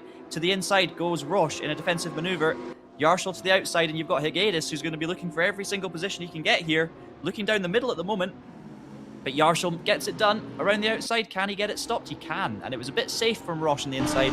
All, of course, very respectful and clean, but Roche didn't quite manage to send the car in deep enough to hold that position. And it's great stuff from Jarschel. Another little mistake from Roche, and through comes Hegedus. Up into P18 potentially. Now he's going to be on the outside, so he's got to watch his mirrors, but those two have just managed to get a little bit of breathing room ahead of Peterman, Spiegel and Sebastian Ries. So it is Jarschel from Roche from Hegedus, 17, 18 and 19. And this battle will continue, I'm sure, all the way to the checkered flag in 5 minutes' time. Now, I don't know the ins and outs of people's prep, but I wouldn't be completely surprised if some of our front runners, those who are very safe in qualifying for the final, have already started prep. And that is an advantage that they have by securing the first 4 rounds of the championship. So when we talk about, the top 20 in the championship, it's largely inconsequential.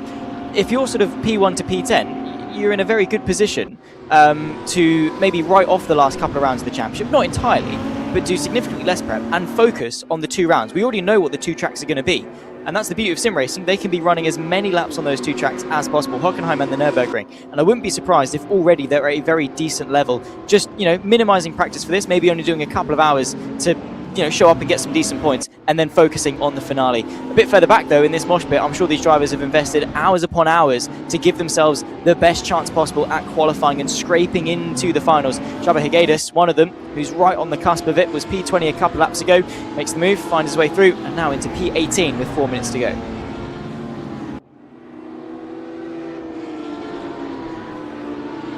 Sorry, I muted my mic unfortunately on the VMix by accident, but we're back. Still plenty of time for things to change around here with 4 minutes to go, or maybe not plenty of time, but plenty of opportunities because of how crazy these drivers are and how many different places they can find ways of overtaking here at the Sachsenring. You did say it was a beautiful sunset, and I'd have to agree with you. The lighting on RaceRoom is something that's improved a lot in the last few years, and it is looking fantastic, seeing all of these cars in their wonderful liveries. And this is one of them, Nikodem Wisniewski, who's potentially the star of the show here today. Currently P2, despite being a lot further back in that championship at the moment. But he will be looking to make huge inroads and potentially squeeze into that top 20. We'll just have to wait and see what can happen. But it's been a stellar performance from the pole. He's 8.5 seconds behind Ottaviani, and so he's not going to be looking to fight for the win here. But he's got such a big margin on Beneke and Lerner. It's going to be a safe run to the end. He just needs to avoid any major mistakes here. And you can see a back marker there. I think that looks like Mackenberg potentially just up in front of Wisniewski, but nothing to really stress about, to be honest. Same for Ottaviani, of course. 8.8 seconds clear in the lead of this race. And looking absolutely nailed on to become the first double winner of the season. He won the first time out at Zandvoort. He looks like he's going to make it 2 wins here at the Sachsenring with only 2.5 minutes to go. So a couple of more laps, maybe 3 more laps. These guys are already on lap 44, so they really do fly by here at this circuit. But you have no time to breathe. It's a properly physical place to go around. Of course, one of the rare anti-clockwise circuits we have on the DTM calendar, with far more left-handers than right-handers around here. And it's just a track that, you get to the end of the race and you're going to really enjoy the fact that you've made it to the end in one piece with a good result. You're going to be tired, and you're it's going to be a good feeling for any of these drivers who've had a good one here today. Yeah, 100%. There's the Mouse driver still driving in formation, trying to keep Lucas Müller, who I have to say I'm very impressed with. He came into this round not 100% confident in terms of his pace. His strategy has been able to put him into P5. We'll ignore the well, how do we put this? The shenanigans down into T1 with Thomas Ribeiro from Lucas Müller. That aside, it's been a great display for them. And BMW, you lot need to grow up. You're P3, P4, P5 and P6. Fair enough, maybe the Porsche has got the advantage, but the balance of performance on RaceRoom is the closest basically across any sim racing platform. You wouldn't see this level of competition on any other sim, and I think RaceRoom really do hit the nail on the head with this one. Fair enough, maybe the Porsche has had the slight advantage. The BMW may be struggling slightly on that front grip as the Maus drivers will swap positions down the hill. Moritz Lerner trying to make his way through on Max Benneker. But yeah, the BMW maybe lacked the pace in qualifying. Not the case at all in the race. It's Lerner, Benneker, Müller and Hakkinen from 3rd down to P6. A really good showing from all 4 of them so far this race as they head on to what will be the penultimate lap of this one. Ottaviani leading 9.1 seconds as they cross the line. That's going to fluctuate, of course, but near enough 9 seconds clear of Nikodem Wisniewski. Yes, we should have 2 more laps here at Sachsenring. Ottaviani, though, can afford to just relax and enjoy the scenery. Just going to have to keep on going for a couple more laps and it will be all wrapped up then for the Italian as with the clock hits 1 minute mark and we head towards the end of the race here. As you say, BMW potentially surprising with 4 cars there inside the top 6. Lerner, Benneker, Müller and Hakkinen showing that if you have the right drivers and you have the right mindset, you can make it work no matter how the pace is. And again, proving that the BOP has been strong this season. You know, everyone, even when drivers feel like they've not got a chance because their car's not quick enough, you can still manage a great result despite how close everyone is matched. And this has been one of the standout battle packs of the entire race here. Sebastian Ree down in 22nd. He'll be looking to do everything he can to break into that top 20. Spiegel currently also near the bubble in 21st and Peterman also near the bubble in P20. So all of these drivers, you know, in and around about P20 in the race, also in and around P20 in the championship. Just saw a change of position for Müller and Benneker, I believe. So Müller has got past Maximilian Benneker in the Maus car. So that's P4 for the reigning champion. But yeah, Ree looking in his mirror with Hassa right behind, who's dropped all the way down to 23rd. And that is what's going on here. Benneker back into the pit lane. Hang on a minute, is this a penalty? What's gone on here with Benneker? Could be incident limit caused, but he's... What is going on? He's stopped. Is he serving? Truly, I have no idea. We'd have to ask him. That's a shame. Probably why he didn't put up much of a fight relative to his teammate. I don't think it's going to be disastrous enough to see him out of contention and out of the top 20. He'll still be joining us.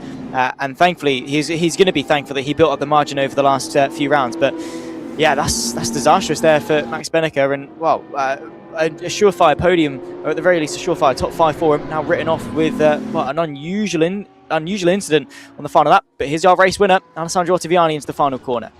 Certainly, it's been textbook stuff from Ottaviani. It's been lights to flag.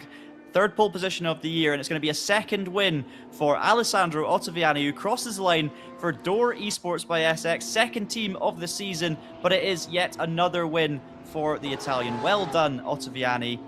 Wisniewski should come through in P2 there, 8 seconds back. The pole in the Porsche doing his chances no harm whatsoever. He's on the outside looking in at the moment, 27th in the standing, so 100 or more points off of the bubble. But I do wonder whether this P2 will give him any chance of getting through. Meanwhile, Moritz Lerner picks up another podium this season, moving up in the standings himself. Lucas Müller up to 4th in the end, ahead of Hakkinen, Vera, Ribeiro, who recovers to P7 after the crash we saw earlier on in this race with Lucas Müller. And then Philip Drace, gone kind of not unnoticed in this one. He's had a few incidents, but he's ended up in P8 by the end of it, ahead of Gronewold and Julian Kunze, rounding out our top 10. What a great race here today, Zach. That one has flown by. It really has, and we saw the the sheer dominance from Alessandro Ottaviani, and you have to appreciate it. As much as we didn't have a fight for the lead, Alessandro Ottaviani gave everyone else a demonstration as to how to be quick around the Sachsenring. As Gianmarco Fiducci most eloquently put, he did an Antonelli out there on circuit. Ottaviani emulating his fellow countryman, and well, I'm sure Ottaviani probably still wishes he was 19 years old, to be honest, but nonetheless, he's been around in sim racing for quite a while. He's lent on that experience out on circuit, and I mean, just a class victory, his 2nd of the season. And when we talk about making a statement and having that target on your back going into finale, Alessandro Ottaviani is going to be one that you're going to fear at Hockenheim and Nürburgring. I'm actually going to tell you a story, but I use this opportunity to tell you a little story about Ottaviani because he is a great guy. And last time I was actually racing at the Sachsenring in RaceRoom, I was taking part in a GT4 ADAC championship. And before I continue this story, here is your podium. So Ottaviani taking the win then. Nikodem Wisniewski, 2nd place for Williams, and 3rd place Moritz Lerner, the top Maus finisher in that BMW. So it's Porsche, BMW on the podium. And yes, the man in the centre is who I was talking about there. Last time I was racing around this track on this game, I was struggling in the GT4 cars. I was in the same championship as Ottaviani. He was leading the championship, funnily enough. I wasn't. I was probably on the bubble of the top 20. But he actually jumped on the server with me and gave me a little bit of help and showed me how to drive and gave me some setup advice. He really didn't need to. We weren't teammates or anything like that. He just wanted to help a struggling friend. So yeah, it's great to see him back, returning to this circuit and taking a well-deserved victory here today. And yeah, proving that he is absolutely one of the main contenders here in DTM Esports 2026. He's not won this championship before, has Ottaviani, but he's proven over many years how quick he can be. It's maybe the consistency that's been lacking for him. But this season, I mean, he's doing bits. He's showing that that's not necessarily going to be the case. So yeah, you have to say, you know, what more could he have done today? I think he's basically set him up perfectly for this finale. Yeah, I've just been told by Noah Osbaldeston and also from a couple of people in the YouTube chat as well that the Maus drivers were on the cusp, and Max Benecke, ran out of fuel onto the final lap. Moritz Lerner was very, very close to the cusp as well, almost ran out of fuel himself. But of course, Max Benecke, just getting the margin slightly wrong.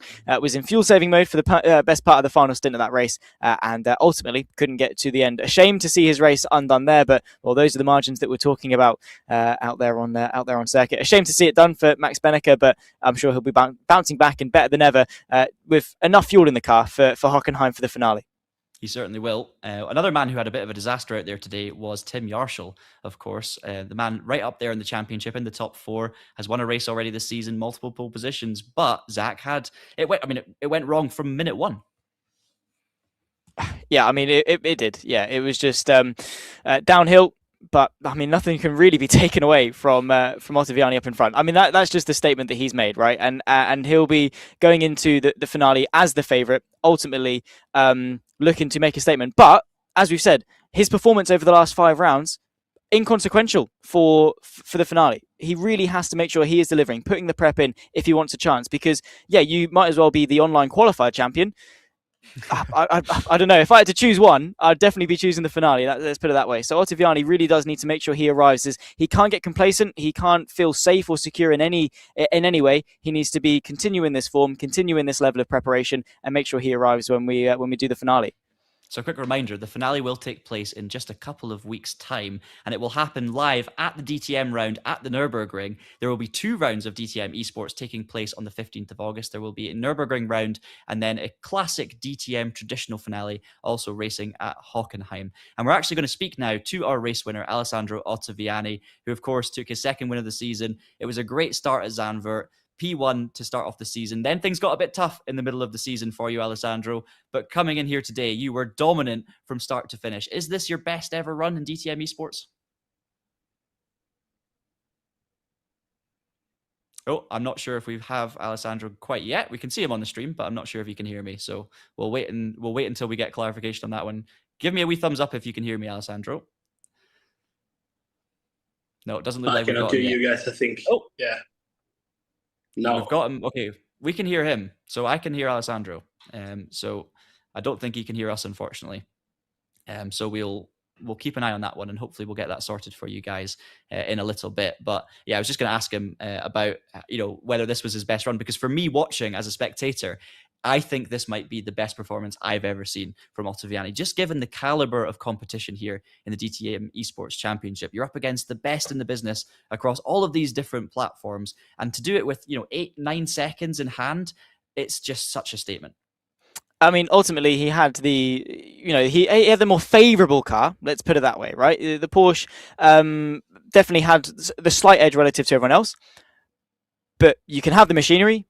Doesn't necessarily mean you're going to deliver with it. And he put it on pole. He got the start that he needed. He controlled the race. He kept himself consistent. He kept his composure, and he ran away with that race victory. At no point was he under threat. At no point did you think for a moment that he was going to be challenged. And again, like I alluded to, this isn't the best in RaceRoom, right? We've got some of the best on RaceRoom. This is the best in sim racing arriving on this grid. You've got to rise above. You've got to be the best of an already incredibly competitive field. And that's exactly what Alessandro Ottaviani was able to deliver. Maybe the platform tailored a little bit more to his driving style, something that he can be a little bit more flexible with in that sense. But ultimately, again, whether he loves RaceRoom or maybe it's not his favourite sim, he put the work in, put the prep in, and that was a stark standout performance for the Italian today. It certainly was. So I think in the meantime, we are going to chat to our 2nd place finisher. Hopefully we'll get Alessandro back. And Nicodem, can you hear us? Can you give us a thumbs up? No, it doesn't look like it. So I think potentially the driver's struggling to hear me through the call that we have them on the interview here. So we'll have to we'll keep on persevering with this, and hopefully we'll be able to get through to Nicodem. I'm going to just have a little look myself, see if there's anything I can do. Oh, there we go. Nikodem, can you hear us at all? Yes, hello. Hey, we've got Nikodem Wisniewski. Nikodem, what a run for you. You're not inside the top 20 in the championship, but you've done your chances no harm at all. P2 here today. Yeah, I mean, let's see if that will be enough or not. We still don't know with this point system, so I'll just wait for the final results. Also, because of turn 1, it was like a bit of a mess there. So yeah, let's see what will be the decision, but pretty happy about the race. The prep was limited, but I mean, it was my best race in that season. Unfortunately, I couldn't do one race, so that dropped me out from top 20, but now I get that chances back, so let's see. Maybe it will be enough. And how was the race from your perspective in terms of enjoyment? Because it looked like you were just trying to hang on to the back of Ottaviani, and then very quickly, as he maybe had a little bit too much pace, you found yourself in sort of no man's land. So it must have been difficult to sort of stay concentrated. Well, I mean, at the beginning, I thought that I might have a chance to fight with Alessandro, but to be honest, I was really confused about what happened in turn 1, so I couldn't find my pace that quickly. And Alessandro did a great race. I think the pace was amazing. So after I think like 10 laps, I realized that it's going to be very hard to fight for the victory. So of course I was trying to push hard and to catch Alessandro, but he was just 1-2 tenths faster than me every lap. So I knew I need to focus on the guys behind me and just cover them in the pit stop. So that's what I did for the whole of the race. And yeah, luckily it was enough for P2. But yeah, big congrats to Alessandro, because I think that was a domination. Yeah, it was a superb race from the two of you, to be fair. And if it wasn't for Alessandro, we'd be talking about a completely dominant race for yourself. But we're so close now to the finale. And if you have indeed made it into that top 20, how are you feeling towards the finale? Because it's 2 rounds, the points are reset. So something that missed round doesn't make a difference. You can really go for this one. Yeah. I mean, let's see. If that will be the case, then I'll be happy, because that might be my last race in the sim racing scene. I have my first shirt from Williams when I joined back in 2018. So yeah, good memories. So really happy that this race went like that. I mean, it's always nice to finish the racing on the highs. So let's see if I'll make the LAN event. That will be my last LAN event in the sim racing career. I mean, who knows? But it looks like it's gonna be like that. Plenty of years still to come, I'm sure. We'll have to wait and see. But yeah, good luck getting into the final. I'm sure it'll be a nervous wait for you, but if you do get there, we wish you the best of luck with those races. And thank you for joining us. We'll let you get away. Nikodem Wisniewski. Right, Zach, I'm just going to actually change a wee setting here because I'm hearing myself through twice. But yeah, Nikodem obviously had a bit of an interesting race where he had Alessandro driving away from him at the front, and that must have been very difficult to manage. And he also had to keep an eye on the mirror because you had a couple of amazing, talented drivers in Beneke and Lerner and all these guys right behind him. So yeah, very challenging, but obviously taking a key result, which could end up seeing him get through to the finale. Yeah, it was an important race there for Nikodem to arrive and to show up. And again, when he knows that he's on the cusp maybe of his sim racing career, back in 2018 he joined Williams, and he's had such a coveted journey with them all the way through their ranks. And you know, he wanted to give himself a good send off. That could well have been his final competitive race with the team.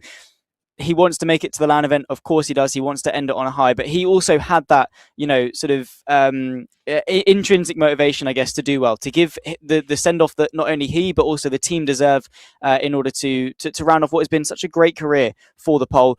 And then also manage the race in of itself, right? It's all good getting sentimental. He's also got a race that he needs to go and do as well as he possibly can. And we saw that today. I mean, he wasn't quite on the level of Ottaviani, but you can forgive him for that because no one was on the level of Alessandro Ottaviani. So Nikodem Wisniewski, the best of everyone, comfortably, apart from the Italian.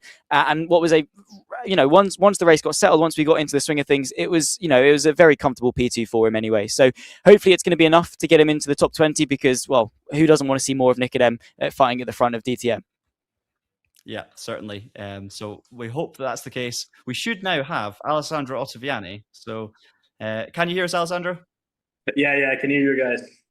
Oh, amazing. Well, I'll ask you one question, and I'll let Zach take it away. But how does it feel to take that victory? And is that your best ever performance in DTM Esports?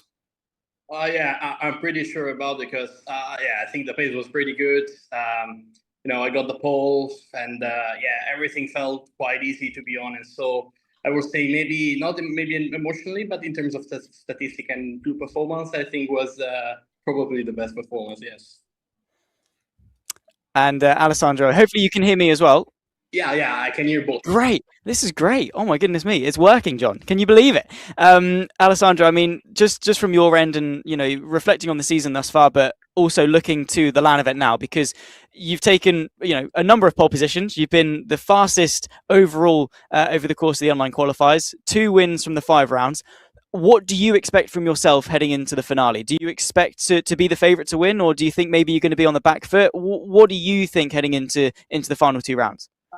Yeah, for sure. I'm, at the moment, with this kind of performance, I think I can do quite well on the on-site final. But, who knows at the end, because everyone will have the same equipment. There is, the hype and all the energy on the on-site final. So I think the best will be the guy that is going to be the fastest on adapting on everything in all the situation that an on-site event could bring. So I have good expectation for sure. So I'm not going there to be laughed for sure, but for sure it's promising to get this kind of performance in the online season. But we know that on the on-site event is going to be everything can change, even a tiny bit can make a huge difference. So I'm not really expecting nothing, but for sure I know that I can do something significant on the final. So I think I can be strong for sure, but I don't know how, because the field is so competitive. So I cannot really predict something today. And what does preparation look like between now and the end of up into the finale, right? From now, does prep start tomorrow morning, or are you going to give yourself a little bit of a rest? Talk us through maybe what goes into an event, especially at this level, because it's not like showing up for a ranked event. There's some serious prizes on the line, and I'm sure you want to be well prepared to give it your best.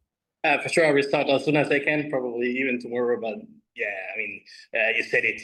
There is a big prize on the on the line, and everything can make difference for the on-site event. So we will start to prepare, I think, very, very soon. And, we will try as hard as we can. And, so we will start very early. Brilliant stuff. Well, we'll let you get away, Alessandro. Thank you so much for joining us, and a massive well done for your victory today. We wish you all the best with the finale, and we look forward to seeing how you get on in a couple of weeks. Thank you, guys. Ciao, have a nice weekend. Bye-bye. Right. Thank you, Alessandro Ottaviani. And Zach, what a day we've seen out here today. We've seen some great racing. We've seen our first 2-time winner, of course, but importantly for these drivers, it's all focused now for that finale in 2 weeks' time. The prep begins maybe tonight, maybe tomorrow. We'll have to wait and see, but it's going to be 2-hour-long races that decide it all. Yeah, and the pressure that's going to be there, right? You're going to do it back to back. You're going to do it on site. It's now real, right? You've qualified. You've done the online qualifiers, which, again, as we've alluded to, for the top 20 now mean absolutely nothing apart from maybe just more familiarization with the platform. When you're then on site, when you've then got the lights and the crowd and the atmosphere all around you, showing up at LAN is a very different ball game. And also for a lot of these drivers, completely new equipment. Now, as much as they are the best in the business, and you kind of do expect them to just be able to get on with it, very small differences in equipment can make such a huge difference, even down to the seating position that you're in. If it's a slight, not enough of an incline, your lower back starts hurting, especially for some of the unks in the field as well, right? So that's something that they are going to need to maybe slightly adapt to. The brake pressure, the load cell travel, the throttle pressure, the way the wheel is tilted, all of these small differences that when you arrive to LAN, fair enough, it's a level playing field, but for each driver, it's going to be a different challenge to adapt to each of those bits of equipment. So just because you're quick at home, where you're comfortable, you're in your own space, doesn't necessarily translate into LAN pure pace. Even though when everyone arrives, in optimal conditions, they probably all can be within 0.4 of a second. Whether that's going to be the case when we arrive for the first qualifying session remains to be seen. I think we are going to have an absolute barnstormer of a DTM Esports finale in 2026. Yeah, it's a super point you make. Definitely unfamiliar territory does really test these drivers and force them to try and find something else within themselves to be out the front. And we could see a big shake-up in the order, of course. Now that the drivers, or we'll soon find out, hopefully, who's made it into that top 20, everything resets. And even though we have some clear contenders and favourites, it could really be any of the 20 that come away with the victory. So do make sure that you tune in for the final. I cannot wait to see it myself. It's not the end, though, for DTM on RaceRoom in the near future, because once the final has been completed on the 15th of August, we have a new championship starting up called the DTM Community Cup. So we have a little bit of information about that for you now. So this will kick off on August the 27th, and the races will take place on Thursdays. There will be 6 rounds, covering many great tracks from the history of the DTM Championship. So plenty of exciting old venues, I'm sure, to get stuck into on that one. The races will once again be an hour long, much like these races that we've seen in the DTM Esports Championship, although it will only be one mandatory pit stop in the Community Cup. And it is an open registration, so everyone who plays on RaceRoom, much like DTM Esports, can get involved in this championship. And once again, the top split races will be broadcast with English commentary as well. And excitingly, there are prizes up for grabs too. You can win tickets to the DTM finale this season at the Hockenheimring, and also some DTM merch as well. So plenty to get excited about with the DTM Community Cup. And of course, you can keep an eye on all RaceRoom socials and DTM socials for all the information about that as it starts towards the end of August. But that is going to be it from myself and Zach tonight. It's been a thrilling championship so far. 5 rounds down. We've seen 5 amazing races, 2 more to go. Thanks for watching, and we'll see you at the final.